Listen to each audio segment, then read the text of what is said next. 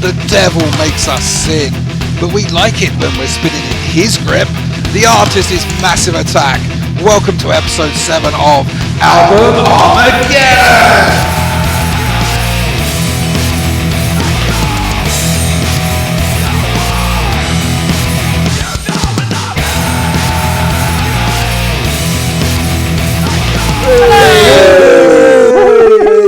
We're back again. Yes. Welcome to episode 7 of Album Armageddon. I'm your host, Cy Stevens, and joining me as always are my beautiful co-hosts. They are a few good men. Thank your lucky stars, he's one of them. It's Rob Macaulay. Hello. She blinds me with flashbulbs and puzzles me with syllables. It's Cath Macaulay. That's just disappeared into the ether. Yeah, into an ether. And he's got cells to burn, he's stressed to kill. It's Stu Whitehouse. Watcha. You wouldn't believe how hard that was this month with no lyrics or very little lyrics. I can imagine. Over 2 albums. How are we all doing? Yeah, good. Yeah, really good. Bloody good. Really Yeah. good. Good to get stuck into. Well, Amazing. I'm a bit worried about this because the last album we reviewed, you lot slated, and I love this. I love that band. I love also this band. So I dread to think what you're going to do to this. I didn't choose the band. I didn't choose the band, but you know. So anyway, all bands are hated equally. So, moving on, what is Album Armageddon? Well, you're listening to episode 7, so if you check out any of the previous 6, it will direct you over to our Facebook and X profiles. Don't worry, we'll still all be here when you get back. We would love you to go over to our... No, we wouldn't. We certainly would. I want to go there, wherever that is. We would love you to all go over to our Facebook group and vote on the poll we're running for your choices on who we should feature in future episodes of Album Armageddon. If there's an artist you like, vote on them. Or if your favourite artist isn't there, add them. There are no wrong answers, apart from Oasis. Very wrong. Yeah. very wrong. Yeah. To put it simply, Album Armageddon is where we take 2 albums from a single band or artist, pair the tracks up and discuss and decide on a winner for each track. These winning tracks then form the artist's super album on Spotify. But more on that at the end of the show. More importantly, we need to have rules. And they are. Rule 1. Albums must have the same number of tracks in order for them to be matched up. It sounds so obvious when you say it out loud. But on occasion, there is some creative licensing for this to happen. Creative licensing? I'm sorry to butt in, but bloody hell. There's a lot of creative licensing. Sorry, continue. More on that later, Stu. Rule 2. No live arena or stadium. Stadium. Arena tracks. These are normally found elsewhere on the album in question or on a previous album. Also, no interludes or skits because we don't like that shit. Rule 3. In the event of a voting tie, the host who chose the artist will have the overriding decision. So this month it will be Mr. Robbie. Yes. Rule 4. An album can only arrive in Armageddon once. The same goes for artists unless a strong and genuine argument can be given for them to feature a second time. And Rule 5, the host who chose the artist can use the Napalm Death card, which allows them to declare a track the winner, regardless of the voting result. However, this can only be used during the discussion of a track, and can only be used once per show. Mm-hmm. This is very much a passion and fun podcast, and although we do have some experience in and around music, and it's a creation of a lot of negativity is said in jest. Because quite frankly, it's not us that are earning multi-millions of pounds from songs and albums in question. As such, we don't tend to have any long, boring chats about the key of the song and such. Like, you know what? I'm scrapping that. Oh, yeah, we do. That's all we will talk have. about. Yeah. Yes, we do have. That's that sort of thing. Yeah, I've been mulling about that for the last few weeks, going, oh, but we do. Yeah, we totally do, and it's going to be more so this episode as well. Yeah, okay. As such, with me, it bloody isn't. No, Cath just brings buckets of scorn. Sadly, I have for the last couple of podcasts. I've got a big bucket waiting right here. Waiting already, that's it. God. Scorn and disappointment. As always, we will get passionate and we will drop the occasional swear word, but don't worry about hearing the word because Stu takes care of all things like that when that happens. Oh, yeah, you said not to say sorry. Yeah, don't say. Oh my God. Right, what new hosts? Hate you all.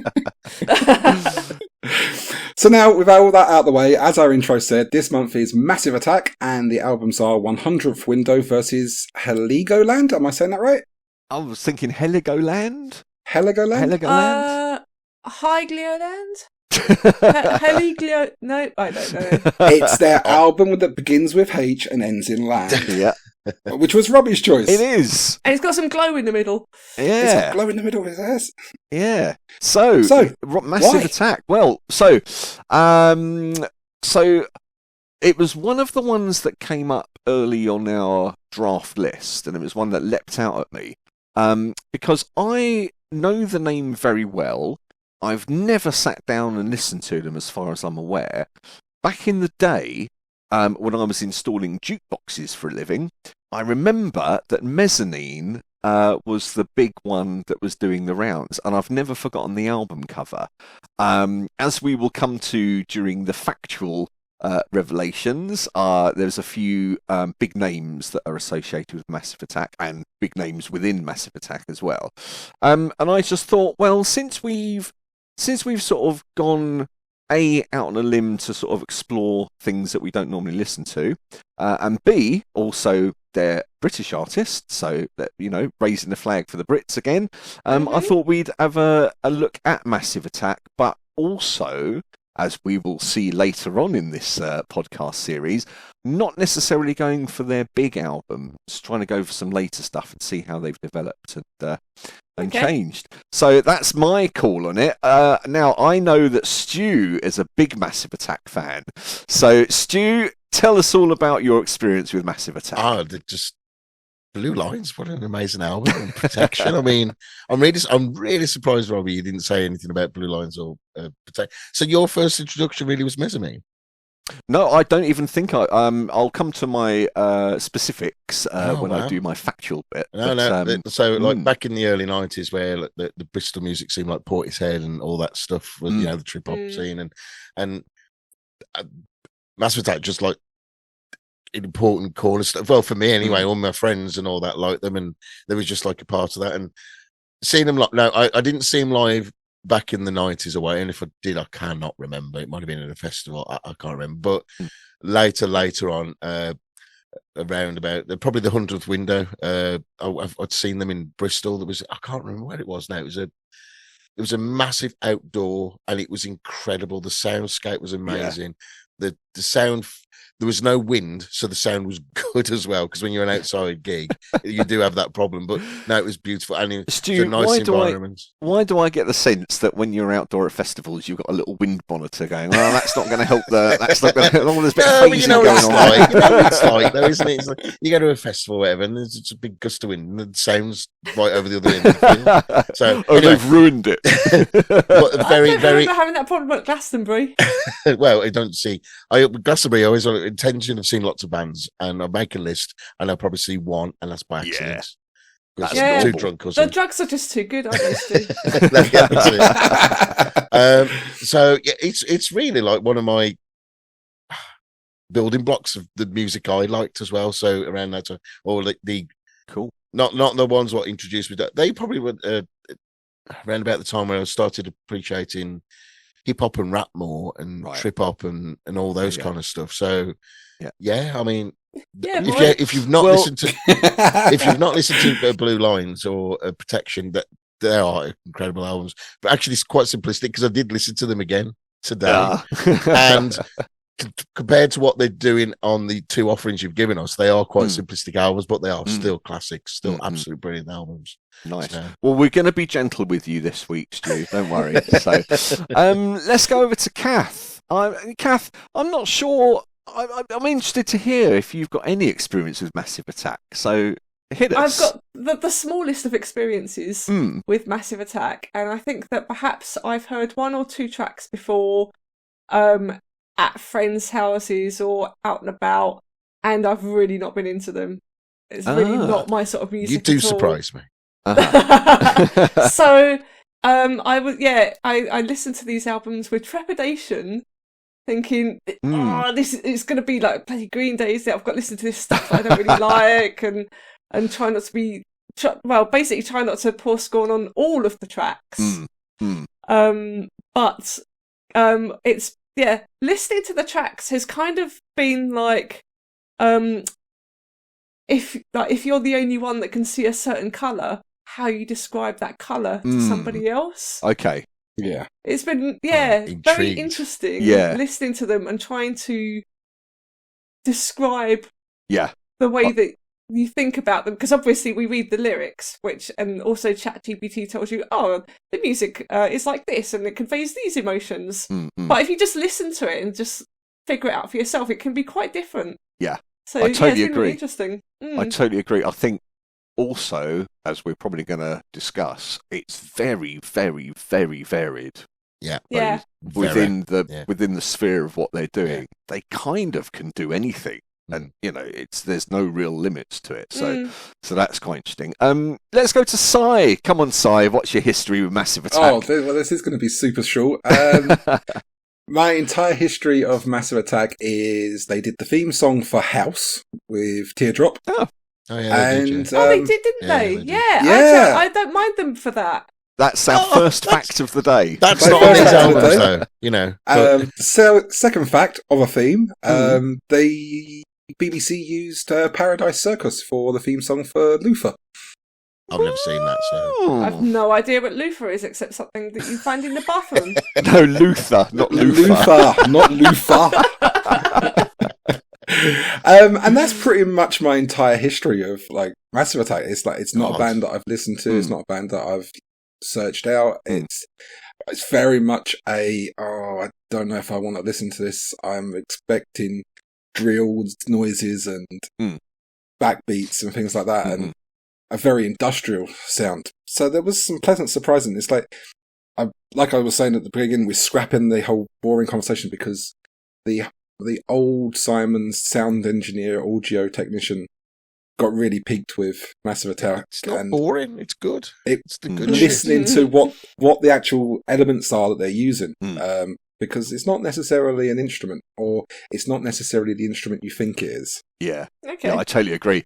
In fact, going back to what Cath was saying about trying to describe some of these tracks, half the time I'm going, right, okay, what kind of instrument is that? What are they trying to do here? How am I gonna describe these drums? It's really difficult. They've got such a wide palette, shall we say. I mean, and I think one of the important things is there is no samples. Hold on now. Hold on. There might be the odd Easy couple. now. There might be the odd couple. Easy But now. majority is they just it's all effects. And that's it. And they're like manipulating the sound in that sense, and going back to that's not the instrument what you actually think it is, because it's been so processed. Yeah, very true. Awesome. Very true. In every There'll way. be a lot of discussion on that. But before we go on to the factual side of things, I had a look through my music collection because I thought I must have some Massive Attack in there. And the only tracks I could find were a remix by... Kill the DJ by Peeping Tom featuring Massive Attack. Peeping Tom, of course, Faith No More's Mike Patton, one of his spin-off bands. Weatherstorm was the only track I think that I've actually got of theirs, and a remix that they've done of Must by Nusrat Fateh Ali Khan on the Back to Mine Talvin Singh album. So there we go. Funny you say that. Yeah. I saw that in the local charity shop and I thought, should I pick it up? You should. get it? It's really good. No. Well, I recommend it. It's a good one. It's very good. So let's get to the facts of it. So who the hell are Massive Attack and what do they play? So Massive Attack are an English trip-hop collective formed in 1988 in Bristol. For those of you who don't know what trip-hop is, it's a musical genre that originated in the early 90s in the UK, especially in Bristol, in fact. It's been described as a psychedelic fusion of hip-hop and electronica with slow tempos and atmospheric sound, often incorporating elements of jazz, soul, funk, reggae, dub, R&B and other forms of electronic music. So the members of Massive Attack are Robert 3D Del Naja, I hope I've got that right, or Del Naya, I'm not sure. Adrian Tricky Thors, we all know who Tricky is. Andrew Mushroom Vowels and Grant Daddy G Marshall. There we go. So their debut album, Blue Lines, was released in '91, with the single "Unfinished Sympathy" reaching the chart and later being voted the 63rd greatest song of all time by a poll in NME. Of course, their big album was Mezzanine, which went on to win a Q Award for Best Album, as well as being nominated for a Mercury Prize. They've released 5 studio albums in their time, which have sold over 13 million copies worldwide. We'll get to the specific albums in a second, but there's some very interesting rabbit hole stuff you can get down with Massive Attack. So they're very big on supporting and being activists for political, human rights and environmental causes. Currently, now this is where it gets a bit tricky. I think it's just Robert Dilnaya or Naja, write in and correct me, and Grant Marshall who comprise them. But according to the Wikipedia page, Tricky's back in as well. Tricky left right virtually at the start. That's why when you introduced Tricky, I was thinking, you can't really. Well, no, he's been in and out. He's been in and out. So it's difficult to tell. So, one of the interesting things about Massive Attack, which is a bit of an aside, is there's been speculations and theories suggesting that Banksy, the anonymous street artist, could be Robert Dilnaya, a founding member of the group of Massive Attack. Apparently, there are alleged connections between Banksy's artwork and Massive Attack's previous tour schedules, which is quite interesting. However, neither Banksy nor Robert have confirmed or denied these claims, and Banksy's true identity, of course, is still hidden. There was a 2003 interview with a BBC reporter asking him, Robert Dilnaya, if he's called Robert Banks, and the Banksy says, "No, my name's Robbie." So not Robert. But it's not cut and dried, that one. So there's been quite a bit of speculation as to whether we don't know. We just don't know. So the 2 albums we're looking at are Heligoland and 100th Window. So 100th Window was the album after the big one, Mezzanine, which was released in 2002. It features no samples or cover versions, which is a bit of a departure.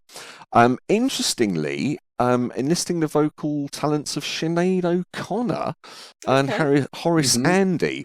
Horace Andy is a Jamaican roots and reggae singer.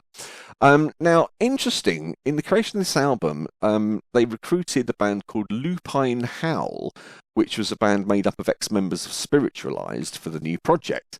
So the idea was that it was going to be very experimental, minimal loops and noises and stuff. But then they decided to maintain a strobe light at all times in the studio while they were jamming, to sort of make it a bit more intense, which sounds a bit of a headache to me. But then they scrapped the whole thing because they weren't very happy with it. And at the beginning of 2002, they discarded most of the material that was written up to that point. And then, of course, September 11th happened, which also motivated them to move away from the tone, which is something that seems a bit synonymous with Massive Attack. If they don't like something, they will ditch it and start. Yeah, their manager was not happy when. I'll bet they were. Because I saw an interview about that, and the manager was like, "You're doing what?" And all these people who they collaborated with, going, "Oh, really?" I mean, I've always been interested because those guys, they must have still paid them to do it. The work, because, it's like thinking, well, no wonder the manager's a bit peeved. I mean, I think it's good from the perspective of are they being honest about what they're doing. I know we don't like this. We're not going to release this. It's off the table. So that's 100th Window. Now, Heligoland, that's their 5th studio album, and that was released 7 years later in 2010. It's named after a German archipelago. First album for 7 years, of course, been certified gold by the British phonographic industry. And again, it was on the back of another project they had called Weather Underground, which they then subsequently abandoned. They must be the book of, are you going to deliver this, or is it just, you're just making it up again? So on this one, it's quoted as having a more organic feel. Now, I don't really know what organic feel means, but to me, it just seemed like there was more live instrumentation on this one. So I don't know if that's what you mean by organic being instruments being played rather than electronic and programming. So, but we'll see. So we've got on this one singers from. We've got Damon Albarn from Blur on this one. We've got a bit of a muse of Tricky, Martina Topley-Bird. She turns up on a few of them. And Mazzy Star frontwoman Hope Sandoval also. So this is the... Again, no existing samples and very little of the hippity hip hop, or jazz fusion styles that they were initially known for. And Heligoland spawned 8 low-budget films to support the track. So if you're reminded to, go on YouTube, check them out. Good. So they are good. So, and I have to say, we've got a real mixed bag here. All kinds of genres and styles going on. Let's line up our first 2, which are track 1 on Heligoland, which is Pray for Rain, versus track 1 on 100th Window, which is Future Proof. Now, I'm not going to start. I'm going to go straight over to Stu to set the scene, because he's the big fan. So, Stu, lay us with track 1. Wow. What can you say? I'll tell you, both tracks are strong openers to these albums. They are just great. I mean, let's talk about Future Proof. So I love the start of this track, and it is a must for headphones. You've got to. It's just and loud, really loud. Yeah. But I have with this track as well. I've heard live, and it's just sublime as well. It's just amazing. The drums halfway through as well, the way they just change, and they're just brilliant, and the first of many of those build-up songs as well, where it just they like their slow build-ups, and they take it and I mean, there's a few songs as well which are very much similar, and like you probably understand why they split them up over the albums, because if they put them all together, it'd all sound like this just one long big track. But the lyrics to me are complete nonsense, I'm not intelligent enough to figure out what the hell they're talking about. So to me, it's just a collection of cool words, and if you say them in a certain way, my God, they are cool. So I think it's about drugs. I don't know. It may be. I could read it. It's like when you read horoscopes, and you go, well, I see a man have a plate on my head tomorrow. Yeah, that's it. Things like that. So, but the song sounds great. So lyrically, but the way the lyrics is used sound lovely. So to me, it's absolutely brilliant. And Pray for Rain, another fantastic opening track, very trip hoppy. This one, I love the piano riff in there as well, and the drums are just solid, just really good trip hoppy beats in there. And I didn't even know this, but it was the singer was TV on the radio singer. So yes, Tunde. Tunde Adepim. Yeah. When I was doing a bit of digging, terrible with names. I'm going to stop. So I've written here as well. Actually, at 4 minutes 25, jumps into a normal 4/4 beat. Oh yeah, because it's in 4/4 obviously, but it's all a bit out, and then it just goes to solid 4/4, which I can imagine some people not liking that, because we go, hang on a second. No, I quite like that the way it was before, but it goes in. But it's and it's a really nice bass riff. Anyway, my vote is actually going to Future Proof, but I would like to give some props. Actually, I heavily used the website for a lot of my research, because I did a lot of searching, and I just kept on coming back to this one. And it's called, and if anybody wants to look at Massive Attack stuff, it's a really good resource. It's called massiveattack.ie. It's a fan-based site, and it is brilliant. I don't think it's AI generated, so it's all good. And there's a lot of chronicle and discography and bootlegs. They've got loads of bootlegs on there as well. So if you're into Massive Attack, go to that site. Right, that's my my Cool. disclosure over now. So future proof for the win. Yeah. So I'm going to jump straight in on the back of that. With by permission of my other co-hosts, because one thing that you did raise, which is interesting, is lyrics.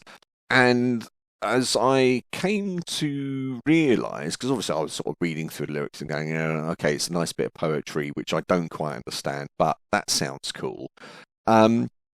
And it doesn't seem to be so much the words that they're using, but the sort of rhythm and the intonations and the catchiness of it, which makes it effective as opposed to the words itself. So I thought that was quite a cool thing. So Pray for Rain. So I love the sort of welcome to the church intro. I love the drum roll over the beat. It was sort of discordant. I can't speak tonight. Discordant and haunting. Which continues on during the vocals. And then I think it's about 3 minutes till we actually hear the first hi-hat. So it's like a real sort of, as you said, this sort of building. And then after that 3 minutes, we get a very tribal drum beat and we get an electronic lead line as it continues to build. I couldn't work out the lyrics, but I got the sense it was all a bit sort of apocalyptic and dark. And I think one of the things to do with trip hop is that it has this melancholy thing about it. I know that Tricky and Massive Attack as well, both covered and sampled like Susie and the Banshees and The Cure as well at some stages. So I think that's part of their influences. But then, what the hell happens at 4 minutes? We go into dreamy disco world. No. It's a completely different vibe. It's completely at odds with what we've had so far. But then again, at the 5 minute mark, we sort of go back into Creepy Town again. So I was like, I'm a bit torn with this one. But then we get on to Future Proof. And I have to say, I do love echoes and delays on things just to make it that sort of spacious psychedelic sound. And then there's a sort of horse gallop pad that's going on at the beginning as well, which I thought actually added to the tension, both at the beginning and at the end of the track. More obscure lyrics and some slight musical creepiness again. But as Stu has quite rightly pointed out, it's very bassy, this track, and on with the headphones to get a bit of clarity on it. So, some real psychedelia going on here, like trip-hop psychedelic rock almost. Really good. And what I thought was, straight away, I was thinking about these tracks in a live setting, and I thought, this must be massive live. Difficult call between these two. I thought Future Proof seemed a bit more consistent in terms of its vibe, though I did like the two sides of the other track. And although I've said, Disco Land and Pray for Rain, still worth listening to. But I thought there was a lot going on in Future Proof, and it warrants further listen. So I'm also going for Future Proof. Nice. So 2-0 to that. Let's go straight to the other Macaulay. Cath Macaulay, what's the score? Right, so Future Proof then. I Googled, well, I didn't Google, I used ChatGPT actually, just to find out what it reckons it's about. Don't put a face to. I don't know why you would even use ChatGPT to do that. It's just fucking nonsense. I use it for everything. It says it serves as a reflection on the anxieties and uncertainties of our times, whilst offering a glimmer of hope for resilience and adaptation in the face of an unknown future. Was that Pray for Rain? Future Proof. Oh, okay. I was going to say I thought the glimmering hope was the disco part. So yeah, that's not what I got from the track. So as with many of the tracks on these two albums, I think maybe 100th window more than Heligoland is that the sort of the sound effects really so you got sort of sounds going on, digital sounds, but it really conflicts with the melody or the singing. So you got something that sounds quite positive and upbeat versus something that's really moody and slow and oppressive. Yeah. So yeah, I sort of noticed that initially with this track, because it sounded like quite a cheeky little track. but then it sort of changed and became quite serious sounding, with a sense of urgency to it as well. But overall, it was really chilled, and slightly melancholic. But yeah, quite interesting, I thought. So yeah, bearing in mind I've not really listened to Massive Attack before, I was sort of forming an opinion of them as I'm listening to the tracks. So this is sort of, very early impressions. So yeah, kind of surprised that it wasn't irritating. Was expecting it to be irritating. Pray for Rain. So it starts with a super chilled intro, which just made me want to just lean back in my chair and just close my eyes and just feel very content and relaxed. I thought the rattly drums were really good, and went really well with the gentle singing as well. And it kind of reminded me of what so you know Gorillaz with Damon Albarn. It sort of reminded me of one of their really good tracks. And it's just interesting that I'm not sure, maybe it was the vocals. I didn't actually note down what it was about it that reminded me of Gorillaz, but I just got that sort of sense of that sort of feel to it. I like the fact that it reminded you of one of their really good tracks as opposed to a really shit track. I think there's one track in particular that it reminded me of. I really love the track. It's quite different, and it's just there's a lot of sort of interesting musical things going on with it. But yeah, I thought it was really interesting, really easy to listen to. I liked that the rhythm and sound effects conveying the sort of the sense of action, and it kind of sounded like a rainy evening as well. It's just really interesting, just closing my eyes, just thinking, what does this make me think of, this sort of music? And I think that it's actually about environmental issues and drought and water scarcity. So that's kind of interesting. It has a very watery feel to it. But I think it's also very difficult to pick a favourite because I'm not really familiar with Massive Attack, and both tracks sounded pretty good to me. And both very similar as well. But I think possibly Pray for Rain slightly more. Just because of it was just really nice to listen to, and a bit more memorable to me anyway than Future Proof. So I'm going to give my vote for Pray for Rain. Oh, that's very good. So, Si, that brings you could bring that level. What do you think? Yeah, well, that's all my notes. I've decided that you three have hacked my computer somehow, just ripped my notes off completely, and that's it. I'm going to pretty much repeat everything that you three have said at some point, Start with it. It's a really hard one straight out the gate. They're both really strong album openers. Pray for Rain. Get it out of the way to show that I'm with Cath on this one. Why it makes me sound like the Gorillaz is that I initially thought it was Damon Albarn doing the vocals. On this one. Yeah. Right. Because he's got the same like monotonic vocals that he uses in Gorilla tracks. When he's supposedly, is it 4D he plays in the Gorillaz? No, apparently he's 2D, which is confusing because Robert Naja is known as 3D. So sometimes they're like, who's singing now? How many Ds? But yeah, as you said at the start there, it's Tunde Adebimpe from TV on the Radio, and that was a rabbit hole I went down for half a day. Yeah. And we're only on the first track. And the vocal style he used isn't what is prevalent on any of his TV on the Radio tracks. But it really works and comes across as soulful whilst the drum and bass rolls along, and it just becomes very hypnotic type of track, especially in the ing section.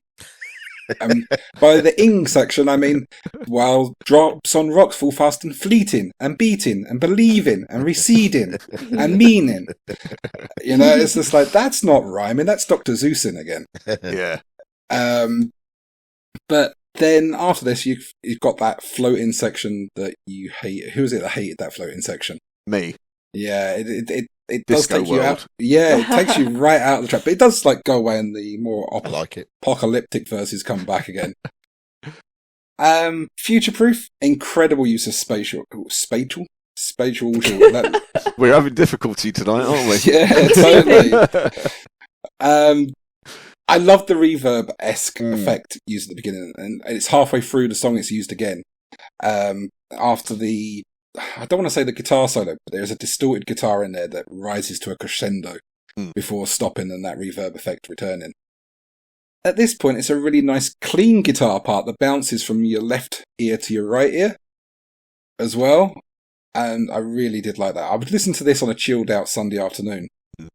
But which one to pick? I'm with Cath on there. This is pretty much the first time I've really taken Massive Attack into any consideration to say, oh, this is my favourite. I'm not going in with any preformed ideas. So it's like, I really had to listen to these tracks a lot to work out which one I'm going to pick.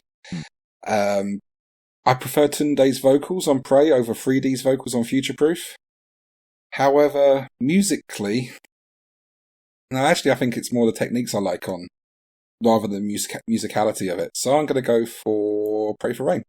Ooh, right, it's a draw then. Yes, I believe that gives us 2-2. Yeah. So I am going to cast my first vote of the evening, and it's going to be Future Proof for the win for me. Excellent choice. Okay. Yes. So straight on to track 2, Babel from Heligoland versus What Your Soul Sings on 100th Window. I'm going to kick this one off.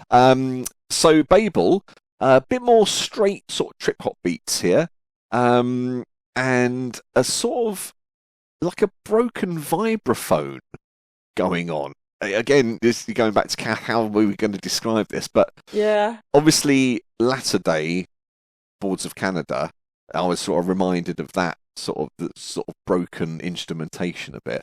But a straight bass guitar, which I liked, as it suggested more of a sort of live as opposed to a studio track. I liked the vocalist, but the lyrics I didn't like quite so much. But again, we're going back to that. It doesn't really matter what the lyrics are. It's kind of how they sound in this instance. So it sounds cool without digging into actually what they're trying to say. I thought the chorus build was cool. The instrumental break with the sort of drum and bass drums coming in, and they use this technique in further tracks, a sort of double tracked vocal, which I rather liked. And they don't tend to do double tracked harmony vocals. They tend to just double track exactly what's going on, so it just sounds really thick and rich, and that's really good. I like that. I thought cake. It would make a lovely cake. Yes. So I was thinking, oh god, if this is a live drummer, this is brilliant, you know. And then there was also some sort of sitar guitar effect going on as well. So I checked out a live version of this, hoping to see some drummer going mad. No drummer. So I was a bit let down by that. So the singer on this one is Martina Topley-Bird. And the reason I specifically mention here her is checking out her story is I'm not going to dwell on it too much here, but she's got quite a story of her life as well worth having a look on Wikipedia for. So Babel, quite a good one. What Your Soul Sings, totally different vibe.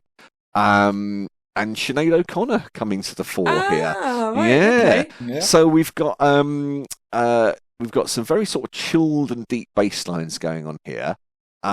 This song, along with A Prayer for England, has only ever been played live 4 times.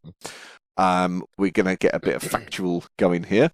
It was played at the Academy in Glasgow in 2003, played for the next 3 shows up until the Manchester Apollo at the end of April. And in the 3 days between this last show and the start of Massive Attack's 5-night residency at the Brixton Academy, Sinead O'Connor sort of had a few health reasons and decided to quit the music business entirely, which is a real shame because what she does here is pretty interesting. It's sort of, this one, a bit like Babel, it starts with vocals and music and then sort of slowly descends. The vocalist pulls away and just the music is much more instrumental towards the end, which is a technique I really like. It's 6 minutes long, and I did find those minutes flew by, actually. I liked the melancholic vibe. I thought Sinead O'Connor had a great delivery. Almost to the point where it made me think, have we got Sinead O'Connor on our books jokes for this podcast. You know, Not at the moment. That might be another one to consider. But for me, because of Sinead O'Connor doing something a little bit different, I went for What Your Soul Sings as the win here. Let's go straight back to Stu to rebuff my thoughts. Oh, hello. Or Right, otherwise. okay, so an interesting fact, though. Well, I've noticed a lot of their guest vocals they have, guest vocalists, they actually write the lyrics. Massive Attack don't write the lyrics. They just provide the music. So this has actually been written by Sinead O'Connor. And actually this track was going to be thrown out. This is one of their typical... No, not because of Sinead O'Connor. It's that this was the track they wrote, and that was musically, and they would go, "Oh, sorry, we're not going to use this one." And then they just played it. Sinead O'Connor. She went, "Oh, I like that," and she wrote it in the weekend. She penned the lyrics, and then that's how the track came about. It's a great song, that is, as well. The pads in it are really nice. The way she delivers it's really nice. I believe it's about a song about loving yourself, but I don't know. It may be. It could be. If it to me, it sounds very much so. So it's good in that sense. And I'll echo the things what Robbie's basically said about the sound of the song, really. Babel, again, sung by a tricky singer, basically, on his first solo album. Yeah. You are right. The lyrics in that were just like, one of the lyrics is that, "Oh, my lyrics have gone all teenage," which I thought was very, really went, yeah, that's about right, isn't it?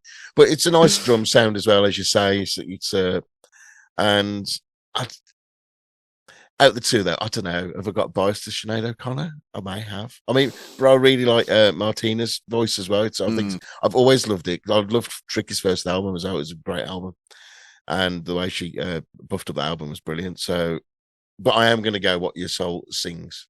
What Your Soul Sings. That's it. Yeah, nice. I just think it's a better track of the two. Yeah, when you're comparing the two tracks, what we should be doing. Yeah, fair cool. It's also interesting. The reason I wanted to win also is because of Sinead O'Connor doing something different to what we imagine Sinead O'Connor does, which is quite interesting. But let's not dwell on that. Let's go straight back to Cath. Cath, give us your thoughts. Right, so Babel, I thought it was bassy and badass. So I really like the intro.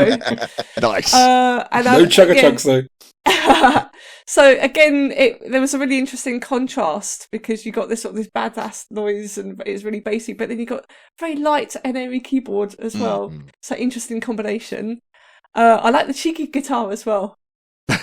There was a cheeky guitar in that one. You've got to love a cheeky guitar. And lovely female vocals with it as well. So it's very, very nice track.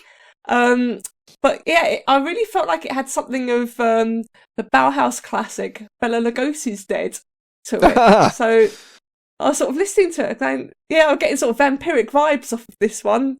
So yeah, there's quite a lot going on with that track. And that concludes my notes. Right. Very brief. What Your Soul Sings. So the title suggests a focus on the intrinsic depths of our being, the part of us that expresses itself beyond words or conscious thought. Well, I mean, that's what the internet reckons. To me, is that sounded like ChatGPT? Of course. It sounded like a combination of Vangelis and Ned's Atomic Dustbin. Okay. Which was really interesting. Wow. I mean, a lot of these tracks have reminded me of other things. Yeah. And this is what I mean by, like, I'm trying to describe a colour by thinking of other things that are similar to this colour but not the colour. Yeah. Yeah, so, also there's a really interesting string instrument in this track as well, and I was trying to figure out what it might be.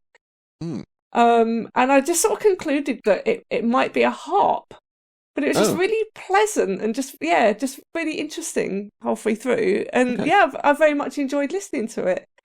I think there was more of note with that one than Babel. So yes, my vote also goes to What Your Soul Sings. Hey. All right, Psy.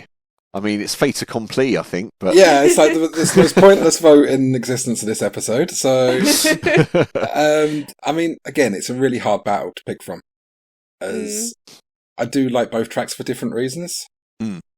So I'm not going to be sad regardless of what track. Well, no, it's not even going to be sad. We know what track's going through. Yeah. Babel, I really do love those breathy vocals of Topley Bird.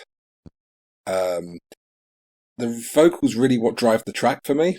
But that's not to say the music doesn't do its job. But the music needs the vocals. I don't think the vocals need the music. Right. But it does work very well combined. What Your Soul Sings, I really love the simple guitar string picking on this one. It's simple, it's effective. Vocals by, like as we said, Sinead O'Connor is doing something different. Again, very simple vocals, not many effects, if any. Just very gentle, very beautiful, optimistic vocals. Following on from Future Proof, it's again a very chilled Sunday afternoon track. At 5 minutes, it uses a sample. There is a sample on one of these albums. It uses a sample of the musical interlude from an All Saints track. It's the one that they used in the film The Beach. The one, it sounds a bit like like whale songs. Mm-hmm. That was from the All Saints. He's full of facts tonight, isn't he? Don't ask me how I know the All Saints facts. But I'm going to go with What Your Soul Sings as well. It's a clean sweep. Right, there you go. 2-0 to 100th window. I think we've all sort of said this evening, that we're constantly reminded of other things, but it's very difficult to tell whether those other things came after this or before this. And are those other things any good? Well, yes, exactly. All Saints, we're looking at you. Yeah. Okay, so track 3 is Splitting the Atom from Heligoland versus Everywhen from 100th Window. And this time we're not lining vocalist up against vocalist, it's the same person. Yes, that's right. It's Battle of Horace. It's good old Horace Andy, our Jamaican roots and reggae singer. So, yes, excellent. So let's go in reverse this time. Let's go Psy first for these two tracks. Okay. The Battle of Horace Andy tracks, as you say.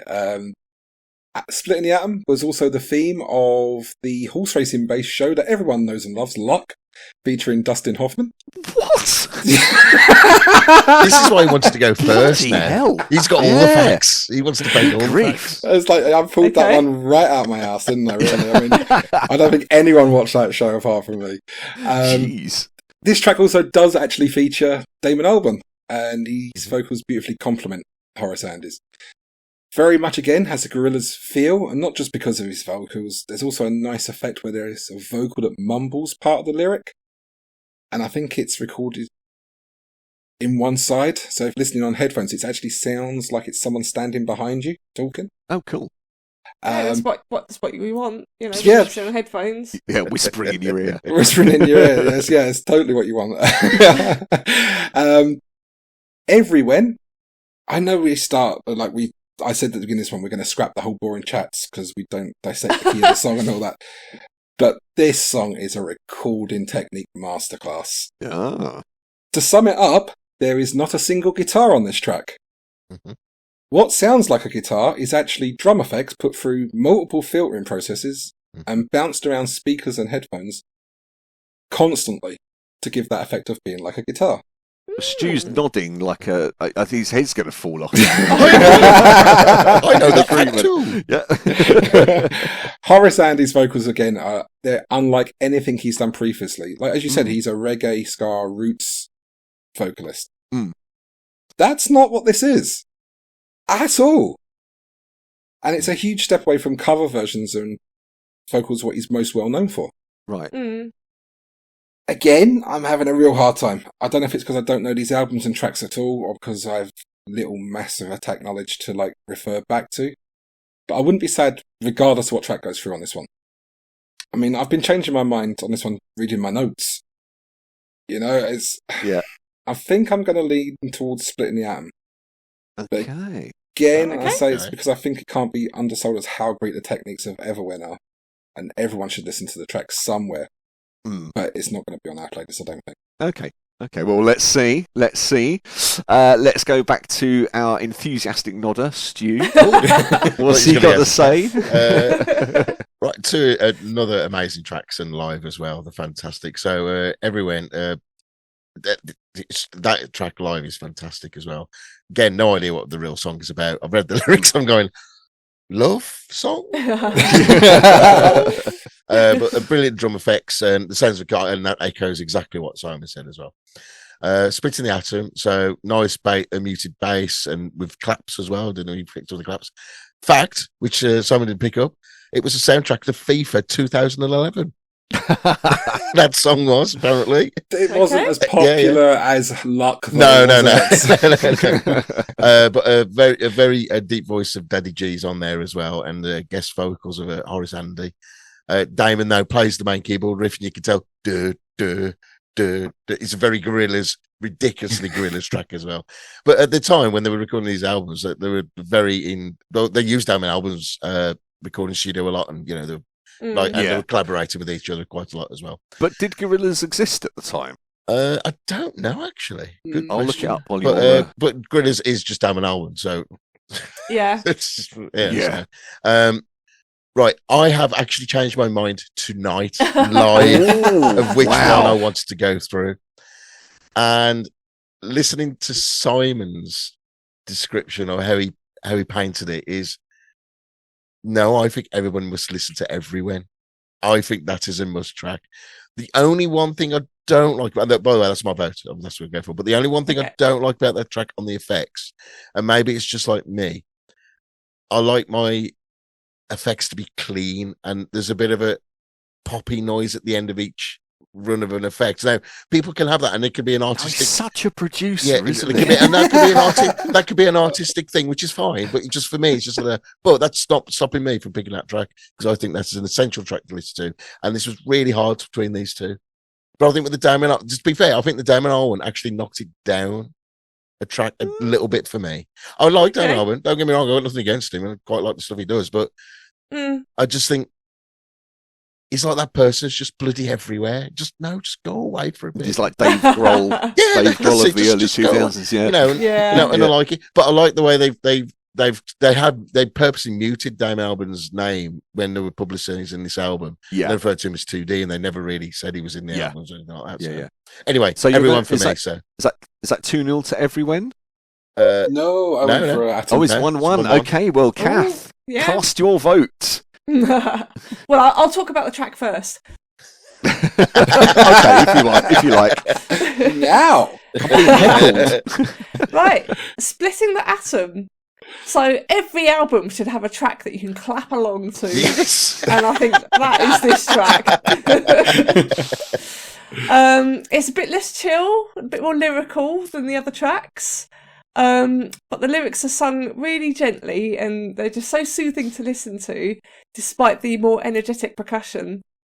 I wasn't too keen on the sort of the wobbly notes, though. I've never been a fan of the wobbles. No one likes a wobbly note. Didn't like that bit quite so much.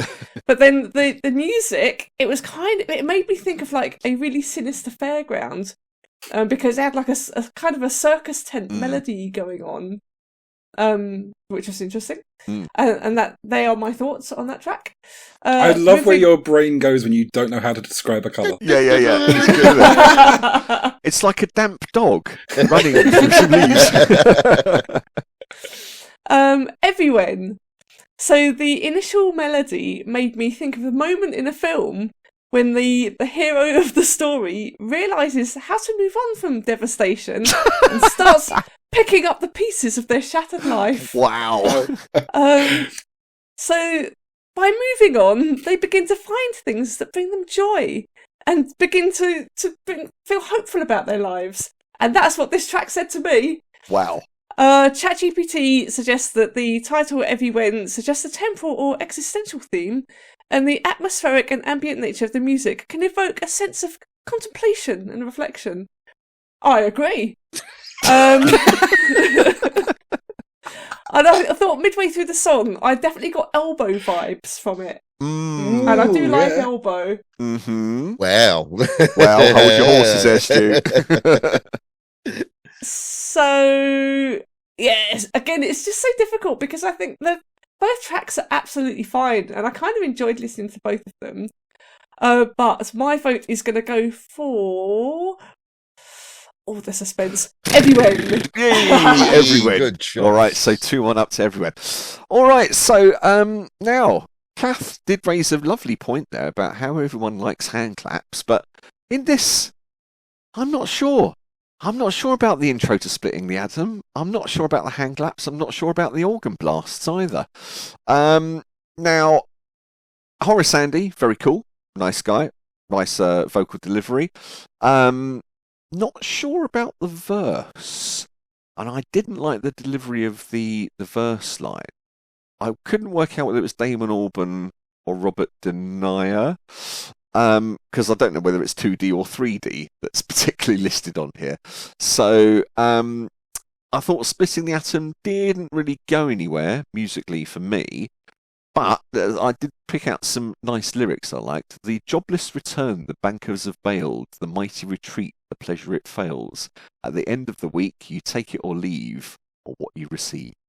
I quite like that. I thought that was quite it was cool. And then Everywhen, well, Horace Andy again.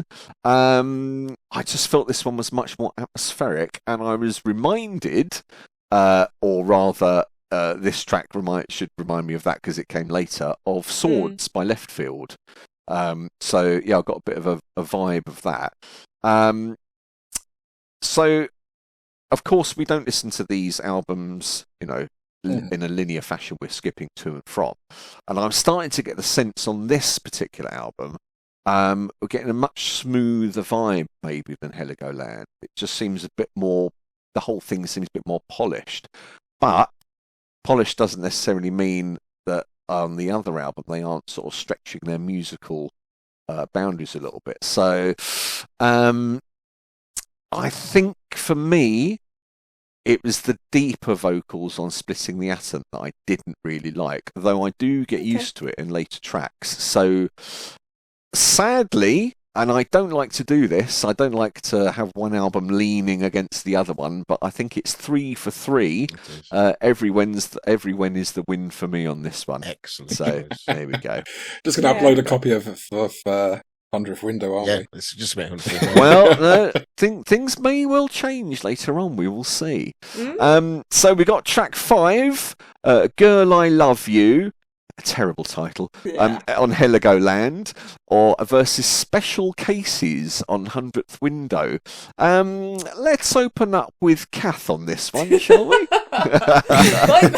What's ChatGPT got to say? This one. Yeah, Not okay, here we go. But wow, right, Girl I Love You. This song must be about a girl. Get away. So listening to the music, trying to decide what sort of a girl she is. I was thinking, well, it's quite a moody song, so I think she's quite a sultry creature. She's got an air of individuality about her, and is quite self-assured. She probably wears DMs. On the surface, she seems to know what she's about, but deep down, she's quite turbulent and stormy. Basically, you've put yourself into this song, she haven't might you? be trouble. Actually, well, I was then sort of imagining she's a young Shirley Manson from Garbage. Right. That's what I'm picturing. I'm thinking, okay, well, what about the boy then? Who is the boy? Yeah. And then, so listening to the music a bit more, it was Bobby Gillespie from Primal Scream, because there were some definite Primal Scream vibes towards the end of the track. Wow. Which track is this again? Girl, I I Love love You. you. Okay. Cath's been on the right journey with this one. I did, didn't I? Well, I just sort of just close my eyes. I'm not going to read the lyrics. I just want to think about what the music and the way the song is sung says to me, and decide whether, make decisions about the track purely based on that. So no ChatGPT on that one. You know when we say we listen to these tracks and we go down a rabbit hole? Yeah. Cath is the rabbit hole. Her little legs are flipping up in the air. Right, so Special Cases. So I thought this was quite mechanical and technological sounding track, possibly futuristic, but also quite eerie and haunting. So loads of conflicting things going on again with this one. So therefore, the song, this tune is clearly about a ghost, and the ghost is aboard a ship because the melody sort of suggests the you sway. said the ghost is a ball of shit. No, it's on a ship. It's on a large sailing vessel because the music, well, the melody just kind of suggests the sway of a large vessel. So I was like, yeah, okay. So we're on a big boat here. So maybe a vampire. I don't know. But I yeah. So that was where my thoughts ended, and I just thought, actually, I really like the sultry and uneasy feel to the tune, and that overall it's a pretty good track. So they're both really interesting and sent me down some rabbit holes.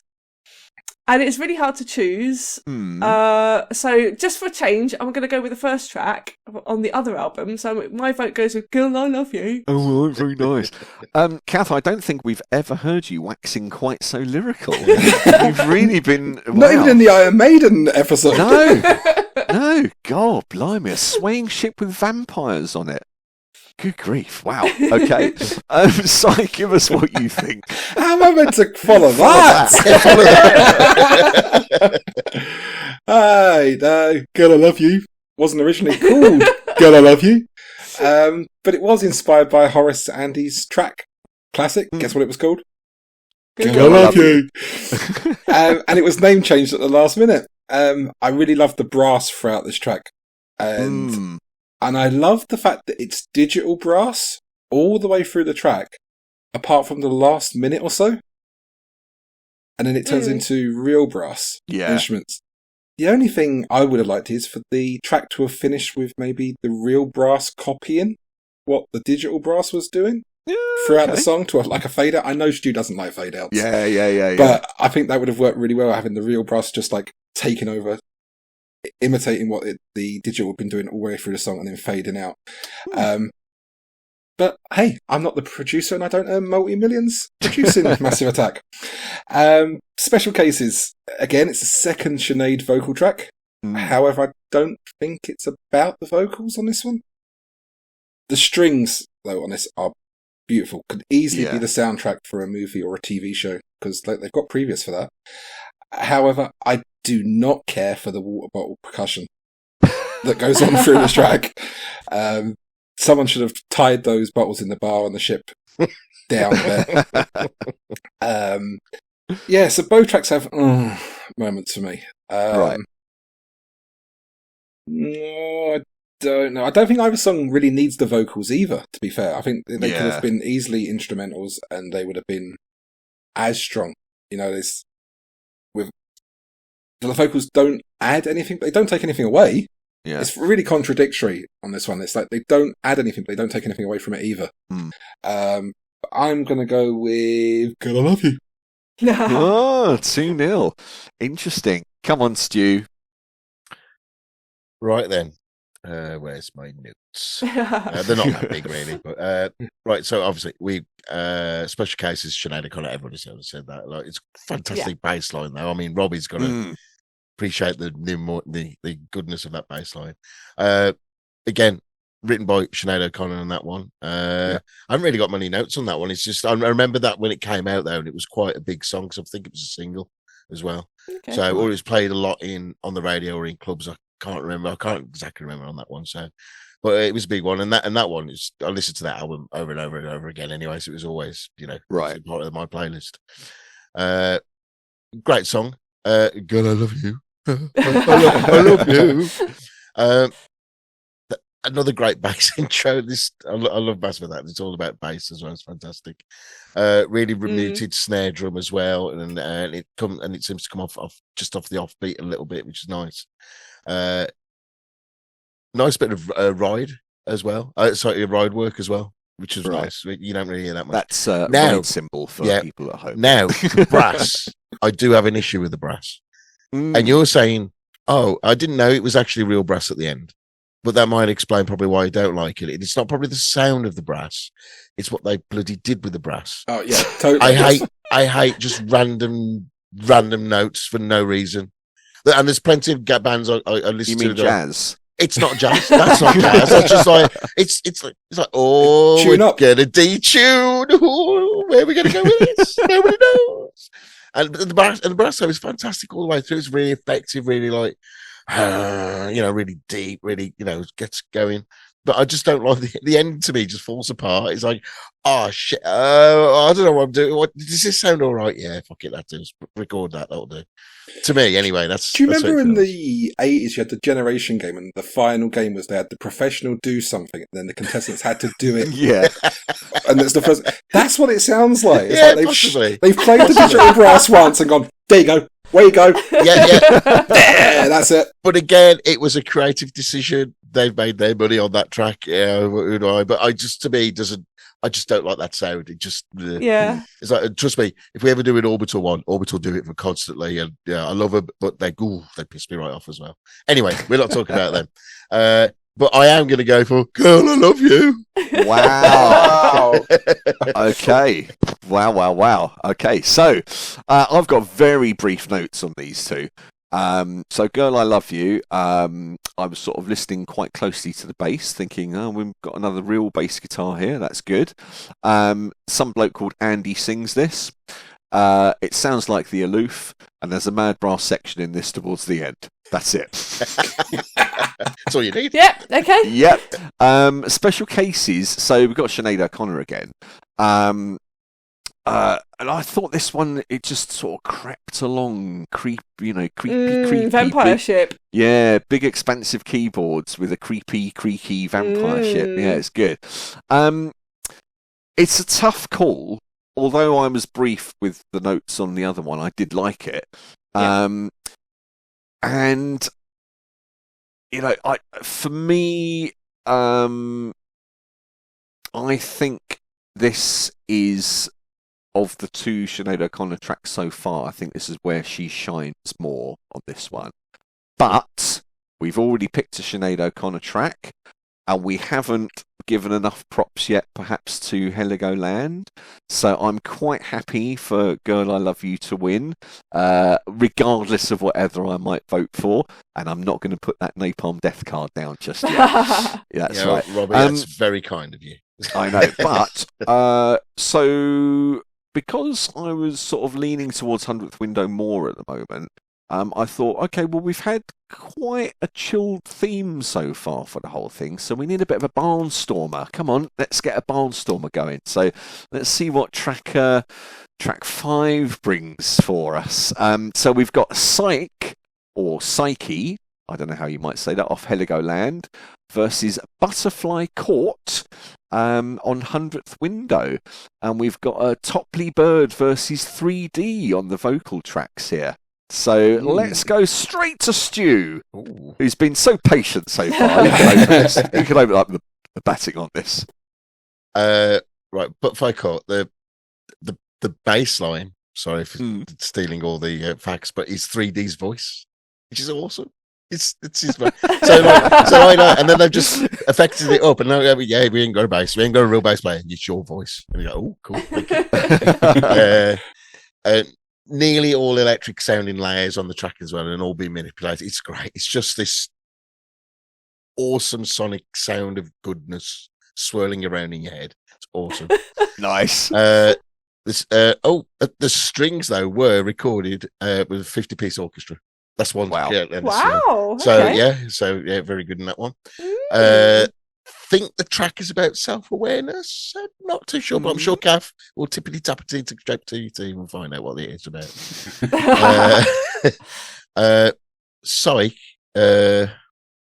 Another track from Martina, is it? The tricky singer. Bird. Yeah. Double tracking effect as well, which we've spoke about before. Yes. Was really, really well done. Yeah. I really like them both. And it's a bit of a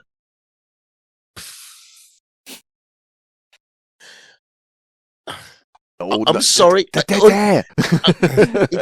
Right, because like you've been very conscious about like not favouring one album over the other, but I'm sorry, but if there's a better tracks on the other album, what am I supposed to do? Yeah, it's true though. So and I'm not going by album. I'm trying like maybe in the first few episodes we've done of this, I might have been focused on the bands and the album. No, I am consciously going track. Right, this track is V's that track.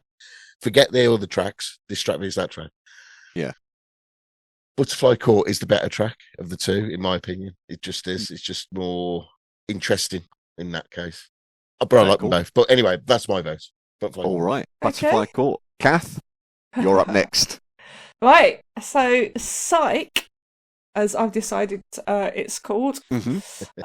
So I thought it was an atmospheric and sassy tune. We've not had a sassy tune yet in this podcast. Nice.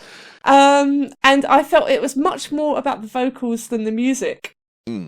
However, I thought the music is still very much in keeping with the rest of the album because it's just really chilled, but also kind of uneasy to listen to. So therefore, this song has to be something to do with environmental issues, although I didn't bother going on ChatGPT because I didn't really care that much. Anyway, the thing that I sort of really noticed about the track was the repetition of two notes in it, and I just thought, well, whatever this track's about, the emergency services were involved with whatever it was. Right. So Butterfly Court. Oh, poor butterfly. I have other notes. I would have mic dropped it at there. Yeah. Very slow to start, this one. But yes, the melody did very much suggest a sense of entrapment or being ensnared. And the lyrics explore the idea of being watched or controlled somehow. Thanks, ChatGPT. Jesus. So, the low tones of the lyrics made me think that it was more of a sort of a growling animal than a butterfly that had been caught. Because it felt very sort of maybe like a tiger or some sort of large cat. Then I tried to determine where the animal might have been caught. And the melody suggested that it's probably the Middle East, around about twilight or nighttime. Wow. Okay. Oh yeah, I've got to vote for one, haven't I? Yeah. And after all that, which one did you like the best? I liked Butterfly Court. Okay. I just thought it was more musically interesting to me. Okay. Si, give us your lyrics. Well, lyrical thoughts. My lyrical thoughts. Well, I have to say that my thoughts on these tracks change after Cath's descriptions of them. Psyche. I was so disappointed in this track. Oh. Because when you see the title Psyche, the first thing that came to my mind was Mr. PJ and Mr. Duncan. You know? What? Because when they asked you to watch them wreck the mic, Psyche, that's where I thought that was going, but... Oh, right, okay. Wow. It didn't, so... But it's just so sassy. It is sassy. But in all seriousness, Psyche, those guitars bouncing from left to right, fuck yeah. More breathy vocals from Topley Bird that, as you said, are multi-layered, so she's harmonising with herself. Such a common technique, but so effective when done well, like here. Yeah. The ticking percussion, here for your back fans. Start that again. Just the remix.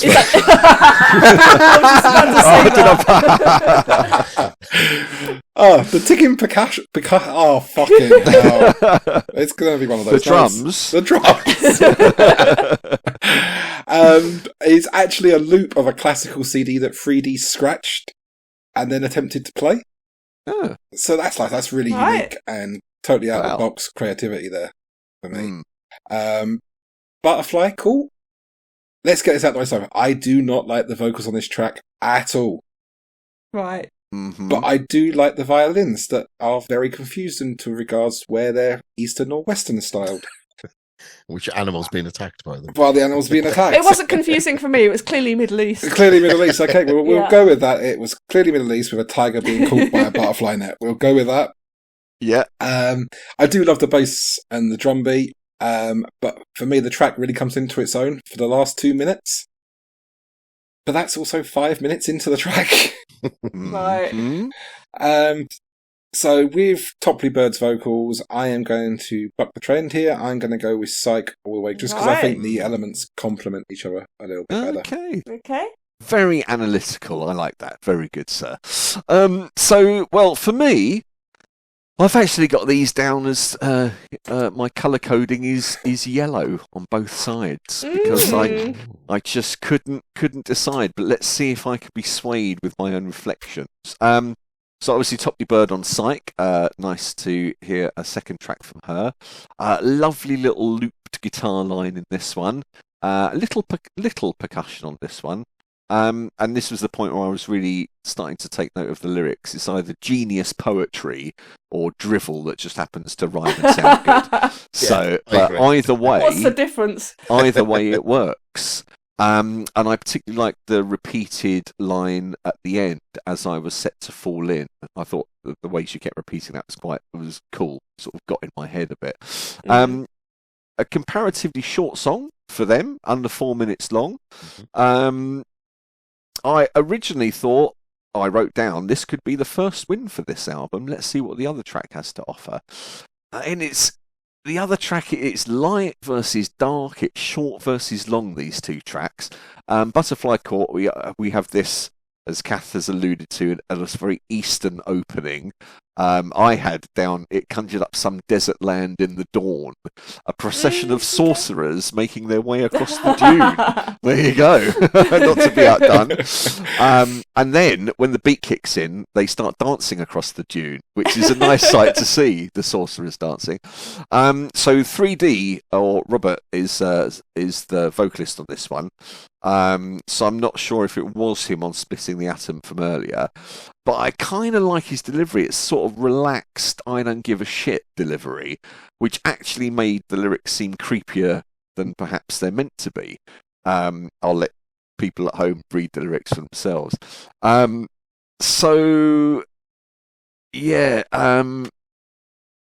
It's the 5th minute instrumental part. I just thought that was excellent. Yeah. And as we progress through these albums, I did this in 2 sittings, but we're starting to get into some serious instrumentation and good songwriting here. So for me, Butterfly Court.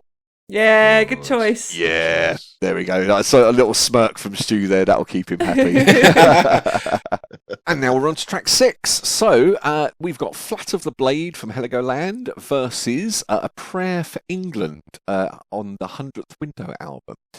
And let's go straight to Cath for her evocative imagery. Well, so Flat of the Blade, I saw that, and the first thing that popped into my head was Flash of the Blade by Iron Maiden on the Power Slave album. Very good song. I was kind of disappointed it wasn't that song. But, I mean, not that there was anything wrong with it. So the intro was like the music from 8-Bit Game on the Spectrum or something. It's very sort of basic and computery.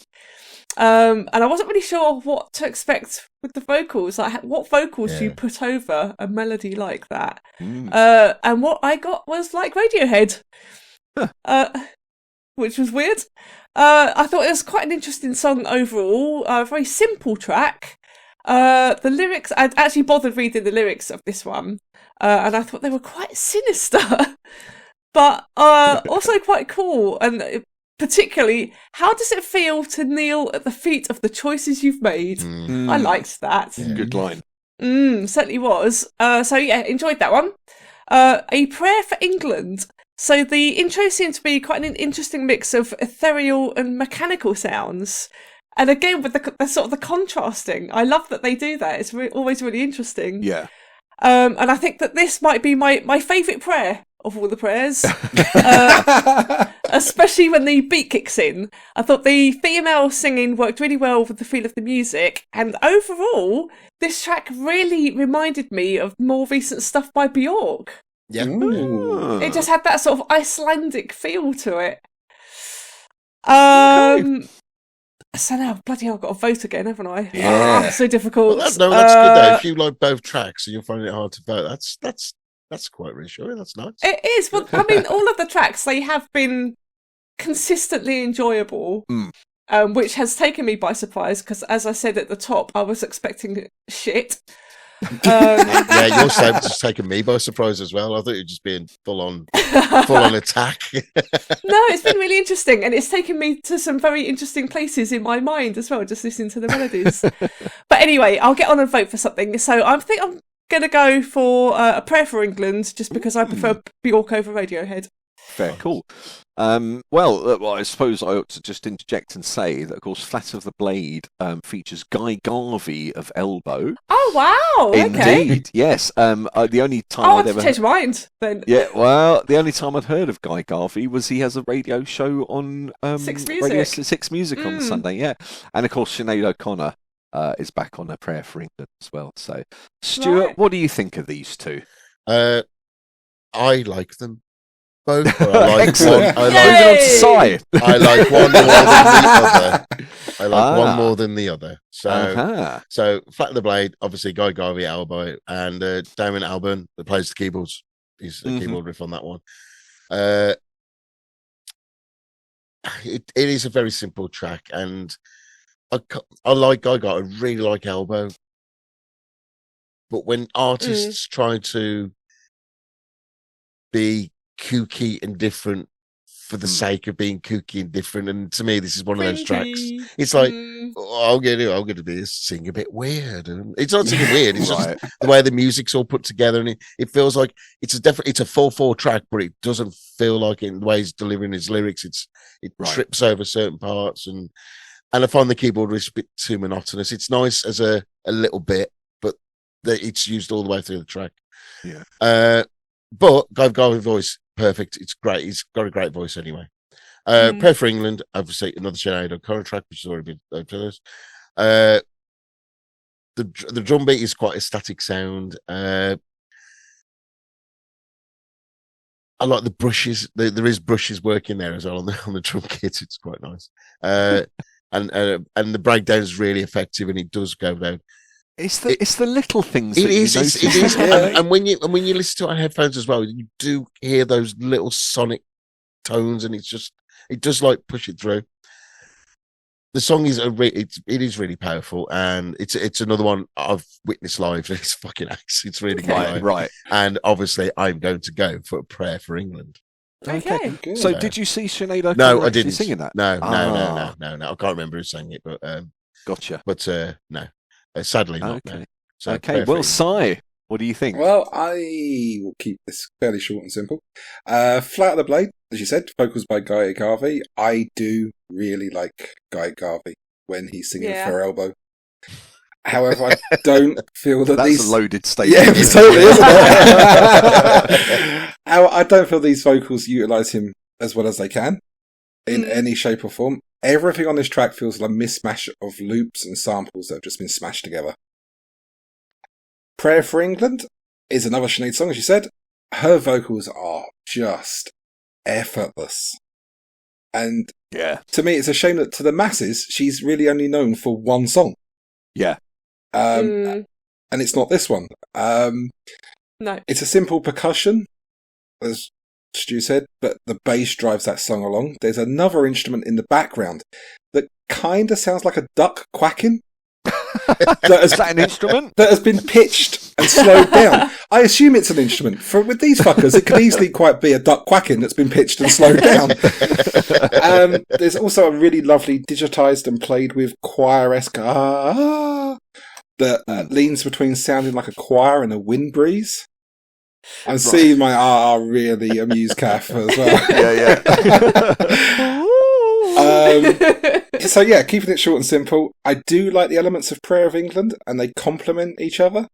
Flat of the Blade is everything I don't like about trip hop, with tons of samples and loops being smashed together. That's not trip hop. That's not trip hop. Well, whatever genre they're trying to be in this track, Stu, I fucking hate it.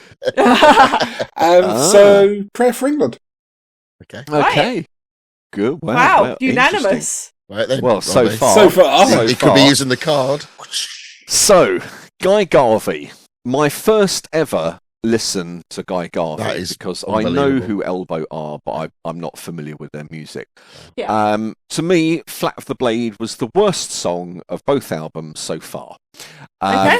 I have an overarching image of just random electronic noises with some warbling over the top. Yeah.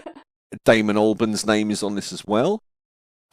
It gets better when they replace these random noises with proper keyboard chords, but by then the damage is done for me. But let me introduce a little fact for you, which makes things a little bit different. So apparently, early versions of some of these songs off this album did get to other artists to see if they would lend their vocals to it. And one of the artists was David Bowie. Oh. Wow. Okay. And No, that is a I fact. thought if he'd been on this track, it would have been Very a different ball game. If he'd done it in the same way as Guy Garvey, but as David Bowie, it would have really made sense. But Bowie it's was a song in- of two. Bowie was Go on, in, sorry? Bowie was in his horrible Little Wonder drum and bass era at this sort of time, wasn't he? What do you mean? You mean he's magnificent little one? So Flat of the Blade for me is a song of two halves. The second half better, but David Bowie would have been a game changer for me. Yeah, definitely. And then we go back to the random electronic noises. So that's Flat of the Blade. Prayer for England, as we said, Sinead O'Connor returns to this track. And again, having heard 3 tracks of theirs with her now, I'm like, God, that one song that she's known for, was there a hell of a lot more to her than that? I mean, because it's very endearing what she does with Massive Attack. Yeah. And the bass line on this one has had me racking my brain for days because it reminds me of something else, really big techno hit. And I don't know whether it was, they took it from that or the techno hit took it, but it will come to me in about 3 episodes' time, probably. A great line. Cath mentioned a good line from Flat of the Blade. I'm going to counter that with a line from A Prayer for England, which is, let not another search be made in vain, which I really like the jive of that. But overall, the lyrical sentiment on A Prayer for England just grated on me a bit. I didn't think it was as fine as perhaps my colleagues here thought. So from 2 primo tracks, the previous 2, to 2 tracks which sort of meant not too much to me. So I'm happy to go with the flow here. So let's go with A Prayer for England. Yeah. Yeah, let's do that. That's the right Let's choice. do That is the correct. I don't want to upset anybody yet. So we're on to track 7, which is Paradise Circus, which features Hope Sandoval from Antistar on the Heligoland album, against Small Time Shot Away from the 100th Window album. Let's go straight back to Cy for his thoughts. Okay, straight back to me. Paradise Circus, as I said at the very start, they're probably most widely known as the theme song for BBC drama Luther, unless you're Cath. Mm-hmm. Not Luther. Not Luther. Yeah, I do have bad hearing. As you said, vocals by Hope Sandoval of Antistar, who I think has one of the most beautiful haunting voices in music. Full stop. She's a singer that can both comfort you and punch you in the gut at the same time. Amazingly, neither the members of Massive Attack or Hope Sandoval physically met each other. Ah. So I thought that was really good.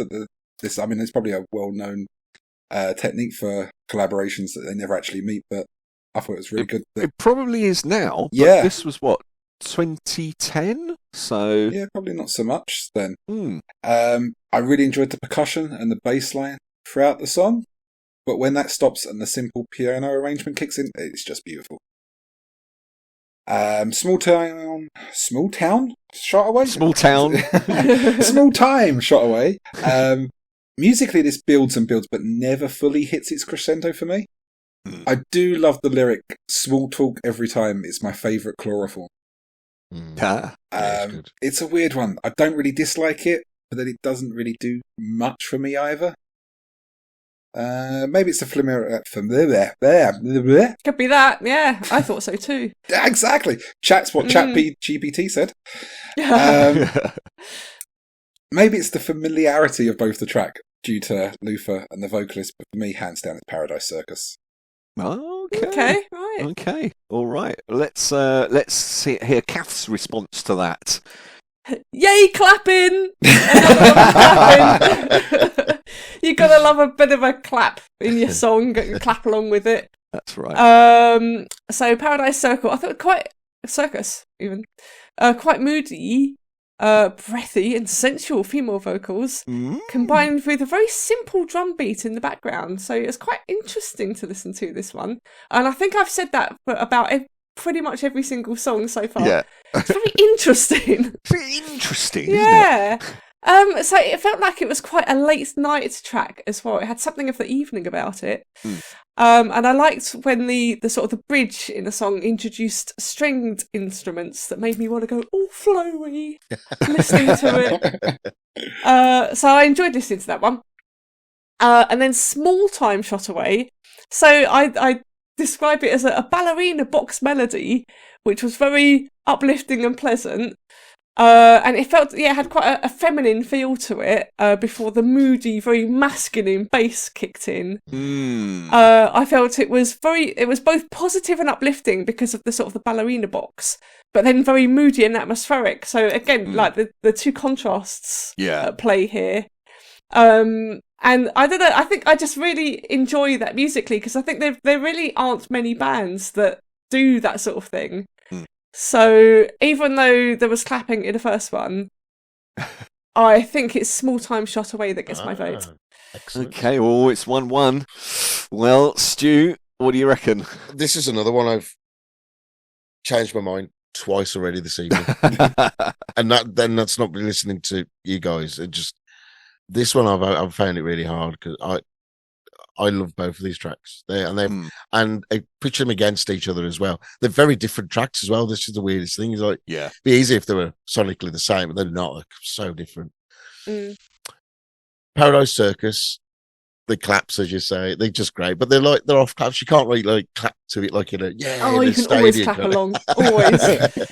It's like what's that thing where you get a cup and you clap and you put the cup down and you turn it around and you play the drums and you tip it. Have you heard that thing? I don't know. We don't do that in London. Oh, no, it must be something. No, it's like I don't know. It's like a little skip kind of thing. Anyway, so it just reminded me of that. But the drums and the bass in that song are just phenomenal. They just sound so nice. Small Time Shot Away. That's 3D's voice is so good. And this is one of the tracks where it sounds like the other tracks where he's done as well, where they're very, very similar to each other. But it's just so effective. It's just so good.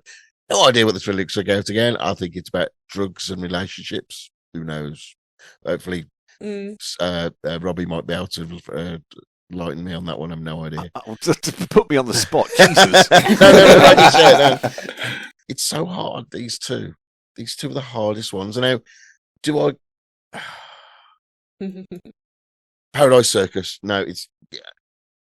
Oh, but I'm going to give some props to the other album, which has got no votes really. So no, I'm not sure. I'm not sure. This is horrible. I am not sure. But I'm going to go with Cath. I'm going to go with Cath on this one. I'm going to go Paradise Circus. But I didn't pick Paradise Circus. I picked Paradise Circus. Oh, sorry, Simon. Sorry.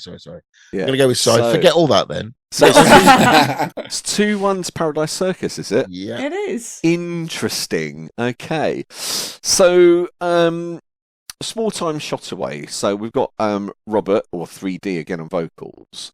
And again, I was reminded of Boards of Canada from the intro, the slightly not quite right music. Just sounded a bit, sinister and creepy. It's got nice electronica start, some nice cymbal work, and then a super easy, great simple bass line, a nice subtle trip-hoppy drum beat. Apologies if it's not trip-hop, Stu, but that's what I felt. But this time, 3D, I really like the sort of breathy vocal delivery. I thought that was really good. No idea what the lyrics are about, but the song it explores themes of emotional detachment, the temporary nature of relationships, and the destructive consequences of war and conflict. Since Stu asked, just a few themes. There you go. Like listening then. Yeah, some fast googling. Yeah, it sure was. Shh! Don't tell anyone. But going back to our Christmas podcast, this one just reminded me of that perfect. We finished the barbecue. It's the first track of the evening on the beach. Yeah, and the fact it was 20 years old still sounded fresh to me. And then we get that sort of sinister breakdown around the 4-minute mark. The drums drop. It just goes all instrumental for about a minute. Then the beat comes back in, and I just thought that was superb crafting. Really, really good songwriting. Paradise Circus. The thing that leapt out about that was her voice. I'm sure I've heard it in other tracks as well, so I did some frantic Googling. And she's been on Chemical Brothers tracks and Air as well. So I'm not quite sure I've picked up Mazzy Hope Sandoval before, but it might be for one of those. Quite a beautiful and sad song, it seemed. So they were sort of neck and neck. But then we heard the line, "She will love you like a fly will never love you again." And I took great offence at that because it should have been a moth. Because the preceding line mentioned that she had a smile like a flame. So a fly didn't work, a moth would have done. Right. So Small Time Shot Away was the one for me, which brings us to 2-2. And I'm not going to play my Napalm Death card because I've got a sneaking feeling I'm still going to need that later on tonight. So I'm going to go with the flow, and we're going to break it up a bit, and we're going to give that to Paradise Circus for the win. Wow. No way! I love how the host can decide which way it goes, and he's decided on his vote, and he's actually picks then the other track when he didn't vote for. It up. I love it. You know, that's what it's all about. Yeah. So there we go. But I recommend people listen to both those tracks, to be honest, whether they're on the playlist or not. So, on to track 8, Rush Minute versus Name Taken. Rush Minute on Heligoland and Name Taken on 100th Window. Let's go straight to Stu. Right then. Rush Minute. Again, I keep saying, I think this song's about drugs. Is it all the old songs about drugs? And to run away from your issues, just running away and just doing some drugs or whatever. Don't really like the start. It's a bit of a basic beat, but when the piano comes in, it's such an odd sound, like someone's like blowing through a straw. I didn't want to get that. The song though takes off about the 1 minute mark, and it's an odd. I don't know. It just really takes off at that point, and then it just becomes a fantastic song, in my opinion. I've written something here, and it is just stupid what I've written, but it's got a monotonous sound. No faults are stupid. But it's got a monotonous sound. So I haven't told you some of my thoughts. But then I put in brackets, but in a good way. How can you have a monotonous sound which is good? I don't know. Anyway, and I just thought, but I like the repetitive. That's probably a better way to put it. Repetitive part of it, and it really complemented the track well. Name Taken, a slow start, but a nice sounding track. It is just sonic nice. But it's a bit of nothing really. It's not. It's there. It's just nice. It's like all the other tracks really on that album. Now and again, I am pitching this track to that track and not doing the albums. Really, it is really hard not to do that as well. So especially when you know the tracks quite well, as like I do. No idea what the song is about. Again, I am so stupid when it comes to Massive Attack lyrics. Unless they are literally "Girl, I love you," no idea. I need it really spelt out. Really. I think I'm going to go for Rush Minute though. I just prefer. I just like the way it takes off. It starts off as slow and not very good, but then it goes up and it's better. But then it gets good. It gets good. Then it gets gooder. It got good. Yeah. Sai, do you agree?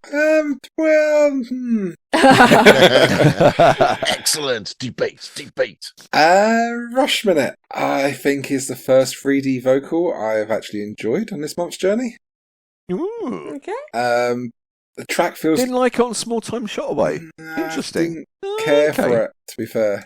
The track feels like it belongs in a crossover period where punk and new wave were coexisting, and I'm all for it. Right. This statement is probably not, so apologies to any Massive Attack fans that are listening. but having a very limited knowledge of back catalogues, etc., this sounds so different to anything else I've heard them do.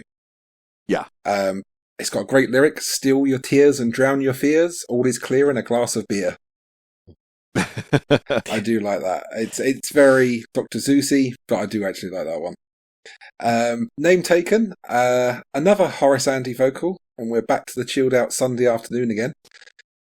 Still very different to what he normally does. Really slow build, so many percussion elements going on in the background. Yeah. But that bass line coupled with the instrumental do-do-do clinky melody is so relaxing, so hypnotic. Which one do I have to pick? I have to pick one, don't I? I think when you get an ooh moment with it sounding different and you making a note of a particular lyric that stands out to you, then it's pretty much a given you're picking that song. So, Rush Minute for me. Okay, 2-0. Cath, will it be 3? Well, yeah, quite tough, really. I think these are the least good tracks on both albums. So they're just, nothing really stood out to me on either of them. Right. So with Rush Minute, I felt that it had a fairly similar tone to it, to the previous track on the album, which was Paradise Circus.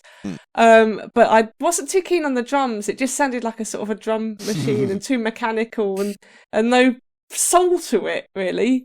So it's kind of cold sounding. It had male vocals, so that was of note, apparently. Yeah. It was still quite, a moody track, but I kind of liked how softly it was sung. And the melody made it feel a bit more energized and a bit of a sense of urgency to it. And the lyrics talk about drugs are generally quite sinister, which I don't think the music conveyed particularly well. So yeah, kind of interesting, but not the strongest one that I've heard. Name taken. Well, the name was already taken for this track, so they never got around to thinking of a different one. Yeah. Same trick as the previous track, which was Small Time Shot Away, with the contrasting emotions from the sound, like trying to tell you one thing and the melody telling you something different. But it felt a bit more melancholic, a little bit more somber than the previous tracks as well. But yeah, neither of them were the strongest tracks on the albums, but yeah, it's hard to pick from two sort of average tracks because I don't think either are sort of better or worse than the other. So I'm gonna go with Name Taken, mostly because it's a better album. And I've got to pick one. Okay, interesting. Well, so Rush Minute, we got 3D, Robert Del Naja or Naya, I need to work that out, delivery. It's breathy again, breathy delivery. Musically, it was almost like indie. I was struggling with the sort of descriptive palette here. Certainly a more live instrument feel on this one. And I was sort of trying to sit there and count the instruments, and I thought, apart from the piano, there's nothing that isn't just a 4-piece rock band in there. And that's not a criticism, because in the latter half of the song, we get a long instrumental passage, and quite honestly, I was thinking, this has something about it that seems very familiar. And I could only think of Then She Did by Jane's Addiction, where they get a very long instrumental passage and the vocalist's off doing something else and they're just jamming out for a while. Now, of course, we've said the drums. I did not like the drums. And although this might have pleased Stu, the ending was very abrupt. But honestly, I thought this was really interesting musical territory, not that which we've had so far. And again, just shows that they're not afraid to, we're going to go off in this direction now. So that was Rush Minute. Name Taken, Horace Andy again, bringing some reggae stylings. Musically very nice. It's got a nice little insistent bass line, some electronic surges over the top. Really nice production on this. And the tail end of the track is superbly crafted with all sorts of going on. There's guitar swells, effects, it sounds like a very complex arrangement. But it didn't really go anywhere for me. It was clever, but I thought for the doing something different factor, I thought Rush Minute was really great. So Rush Minute gets my vote. So I think that give Rush Minute the win there. Yeah, I think it does. It does. Was that a clean sweep? No, because I voted for name taken. No, name tag. So we're entering the final stages now. Gird your loins, everybody. We're nearly there. Creative licensing, here we come. But we've got a slightly different thing now. So because of the length of the tracks, we've matched up. It's 2 versus 1 here. So from Heligoland, we've got both Saturday Come Slow and Atlas Air, which is going up against the much longer Antistar from 100th Window. So let's go straight to Cath for her summation of these 3 tracks. Right, so Saturday Come Slow and Atlas Air combined. Quite a melancholic track with drumming that I can only really describe as quite tribal, which was interesting because I don't think they've done that yet. So it's something a bit different. And I thought, well, Saturday might come slow, but this song really feels much more like a sort of a lazy Sunday recovering from a hangover or whatever went on the night before. The lyrics suggest a bit of romantic insecurity, asking, do you love me? Whatever went on last night seems to have put the relationship into jeopardy. Jeopardy. Yeah, jeopardy. And then moving on to Atlas Air, I thought it was quite a cheeky upbeat tune. I've no idea what it was about. Read the lyrics, confusing, possibly about being homeless. Who knows? Very slow track, very sort of sleepy track. And then you've got Antistar. So again, also quite tribal sounding and very kind of Native American tribal sounding. Yeah, I was very specific with the type of tribe with that one. Really? Very specific. I'm going to come back to you on this. The lyrics talk of drug taking and wanting to be numb and in a narcosis. Okay, fine. But then, I thought the reverb effect on some of the sound effects did a really good. Well, they worked really well with the lyrics because they certainly suggested just sort of like sinking into that K-hole, getting into that narcosis. And then it got quite dancey towards the end. I was like having a little fidget in my chair listening to it. My vote goes with Antistar. Okay, all right. Stu, do you agree? No. No. Should we come back to you, Stu? Again, I've changed my mind again, on these ones, but it's confused me that I know that because of the length, but it's really confused me that we've badged the 2 together in my head, just because it would be nice if they were badged together and they were the same song and they were just fed into each other. So I know, and I'm really confused. And they go, right, so Saturday Come Slow, Damon Alban, obviously, it's obviously singing on this. You can't. Yeah. Yeah. And the guitarist from Portishead plays on this. Yeah, Adrian. Thanks for stealing that fact. Nicely done. Atlas Air. I really like the keyboard. It's like quite an uplifting, happy. What Cath was saying as well. Needs more bongos. I've actually put that down. I put an exclamation mark in my notes. Every song needs more bongos. Not enough bongos. Antistar. To me, that's just quintessential Massive Attack. Sonically, the whole package. We've heard them already do this kind of song before, and they're very good at doing that kind of song. And the production on it's wonderful, and it just all swirls around. You got to call it. I am going to have to call it, and I want to pick Antistar, but I'm not. The only reason I haven't. The only reason I haven't is because of what I've just said. There's plenty of other songs like it, and it's very good in its own right. It's a fantastic song, but when I'm comparing the 2 here as well, it's a bit unfair as well because 2 against 1.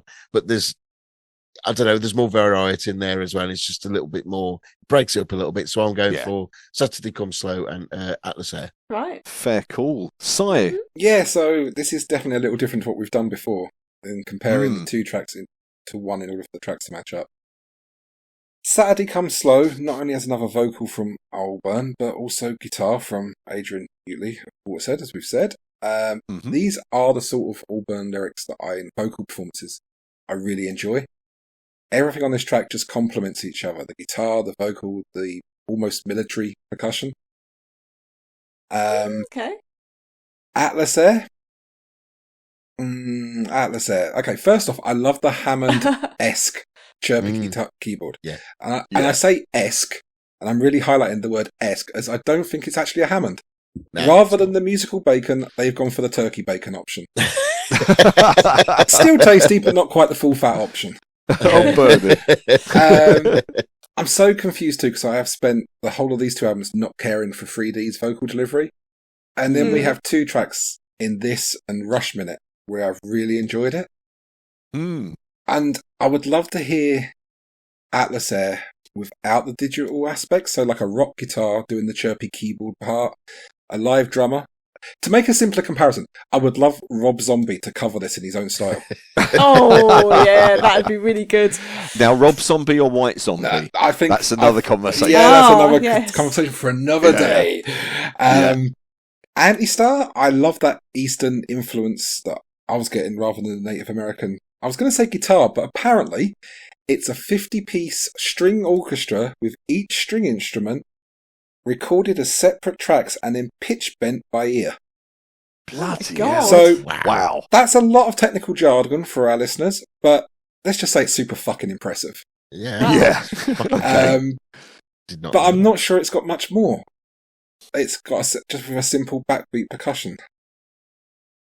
How do you vote on this? It's like, So a dart at it. Yeah. It's interesting as we're treating the two songs as one for the battle.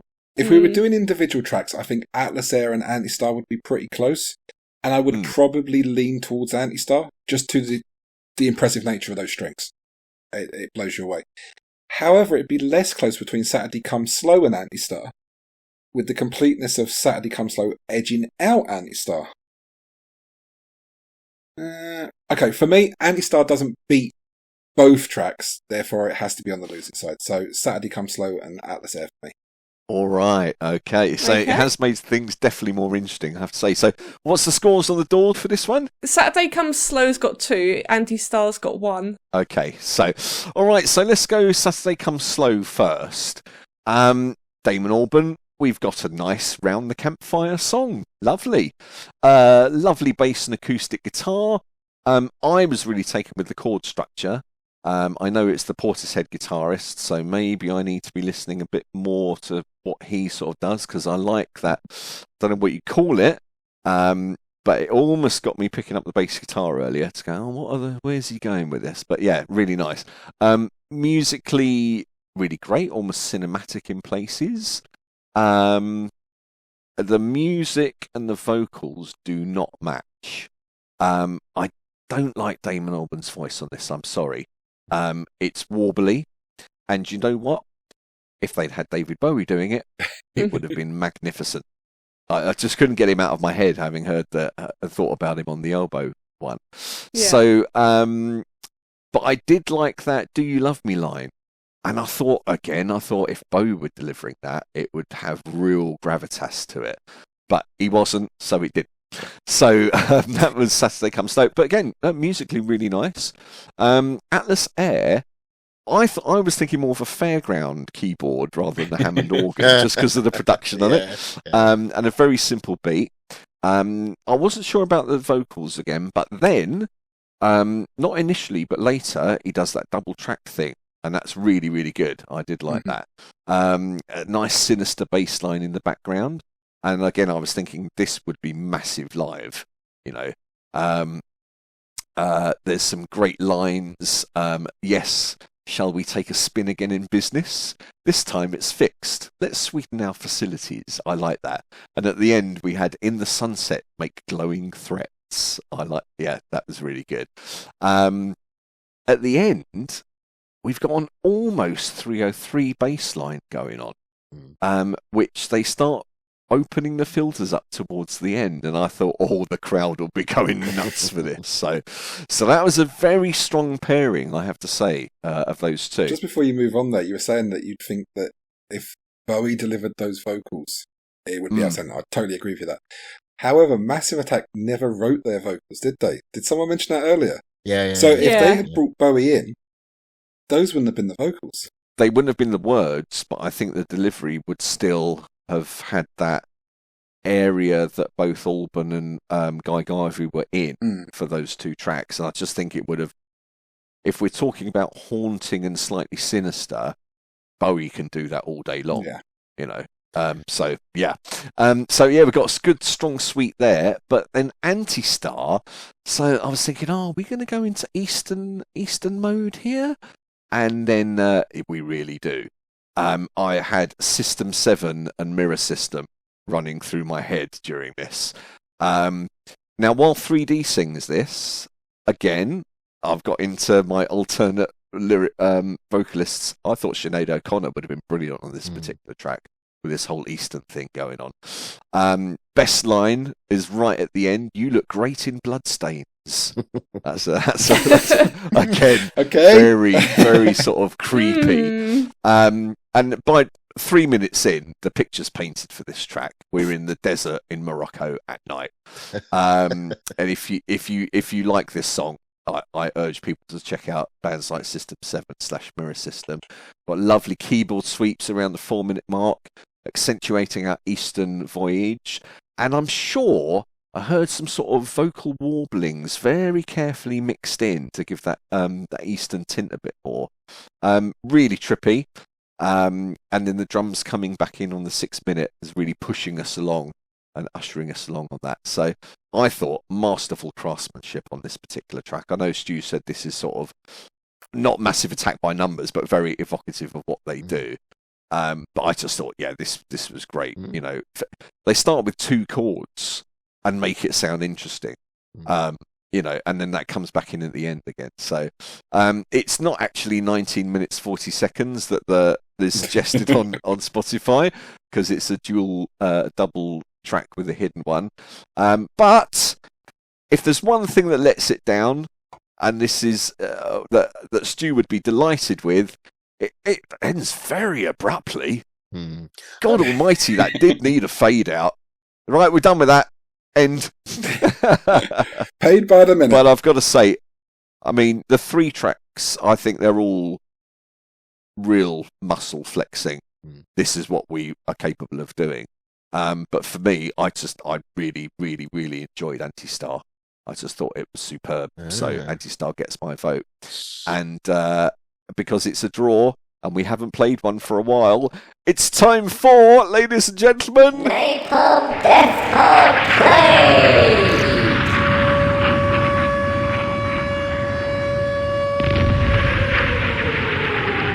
Unnecessary, because I just got asked to vote anyway. But I'm just going to play it anyway. Honestly, I thought I got the scoring wrong. I went, what? No.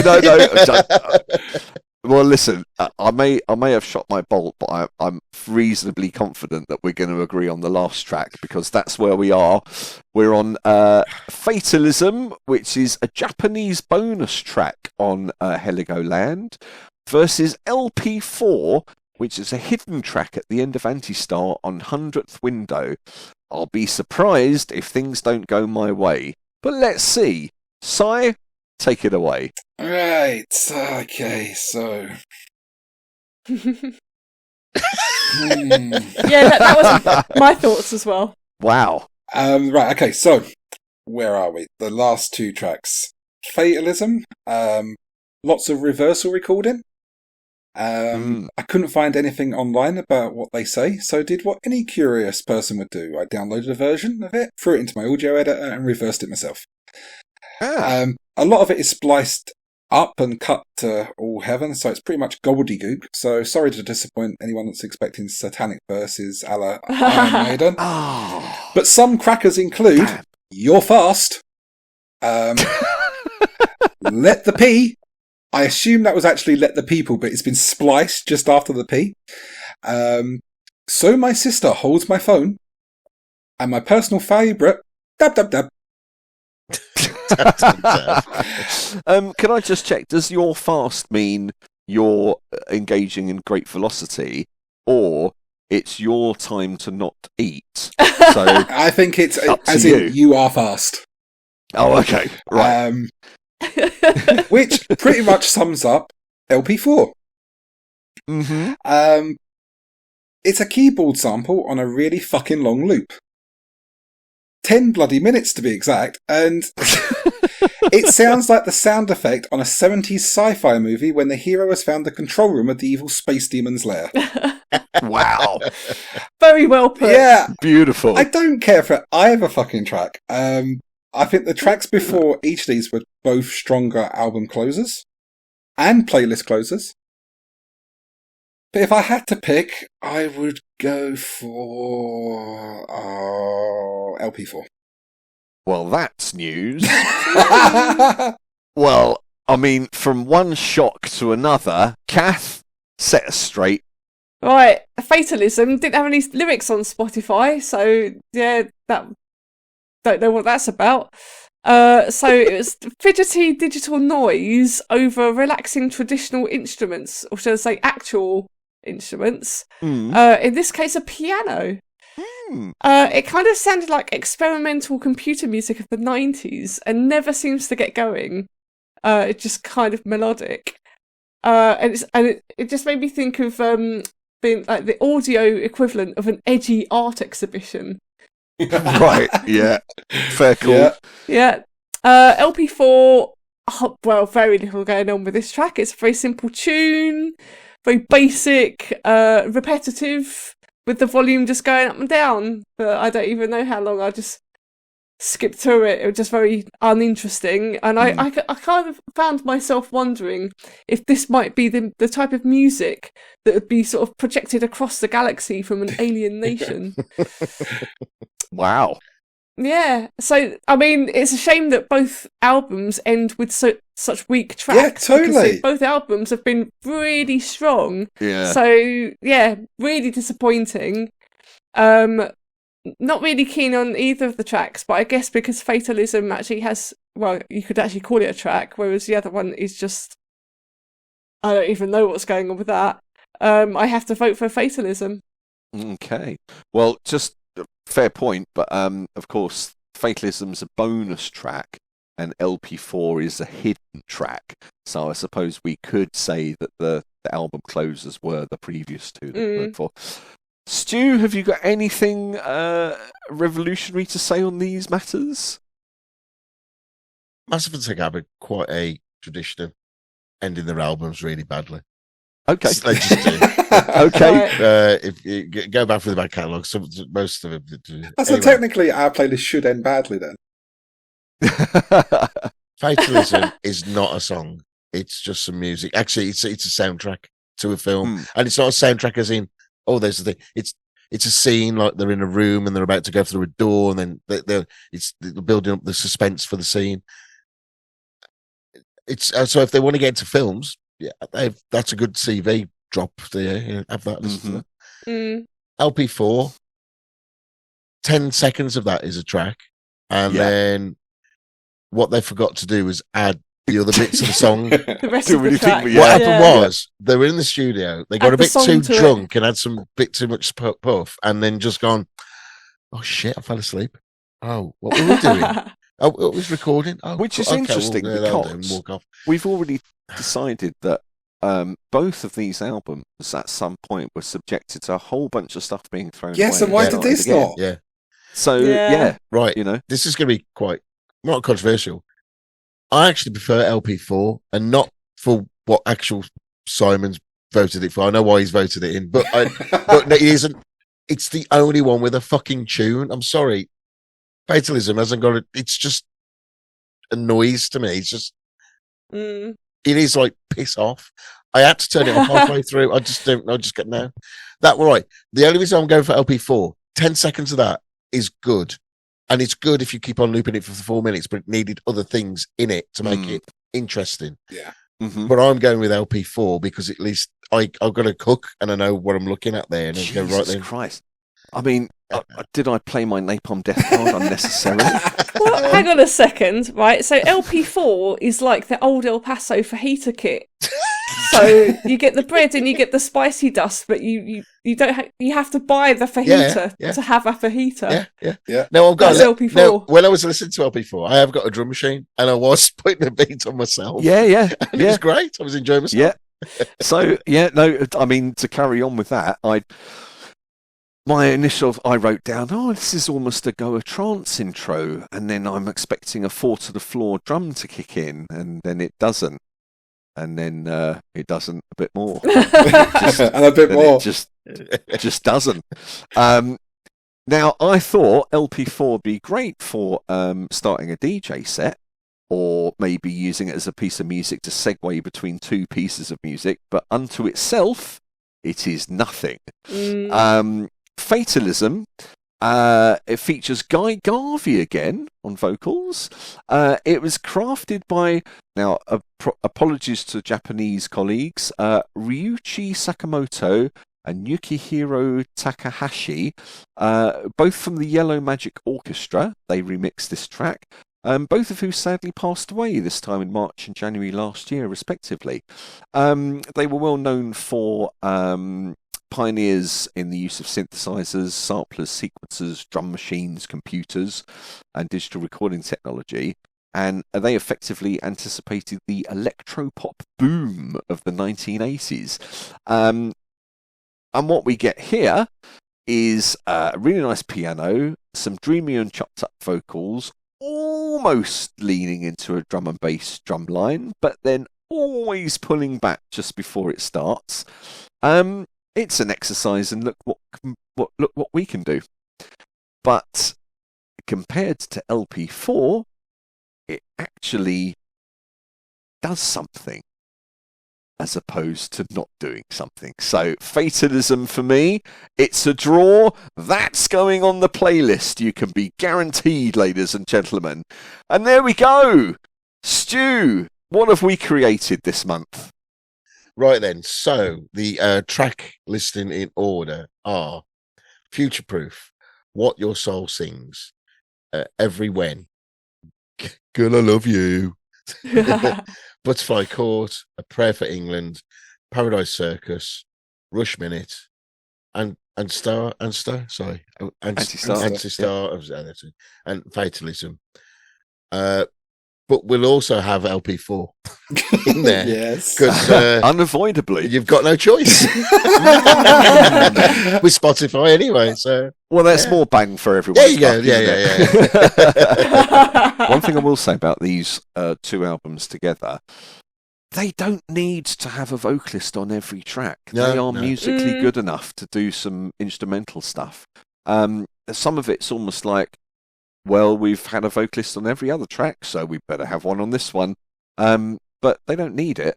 Although I will say it's time to go and revisit Mezzanine and Blue Lines and see what that fifth album was like. I was, impressed. They are good albums. They certainly got. I bet they were mad live. Oh, and I must say something that I forgot for people that have made it all the way to the end.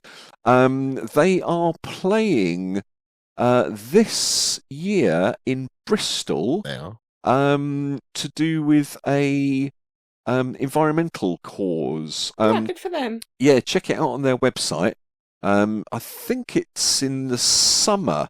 It's a climate action event they're playing in Bristol. So, check it out. I might even go along myself and see what's going on. So, right. Might see you all there. Yeah.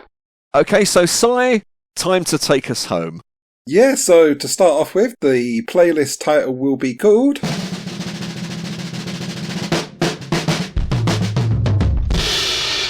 Helido. We best spell that one. It's Helidow. And that can be found on Spotify by searching for the title of the playlist.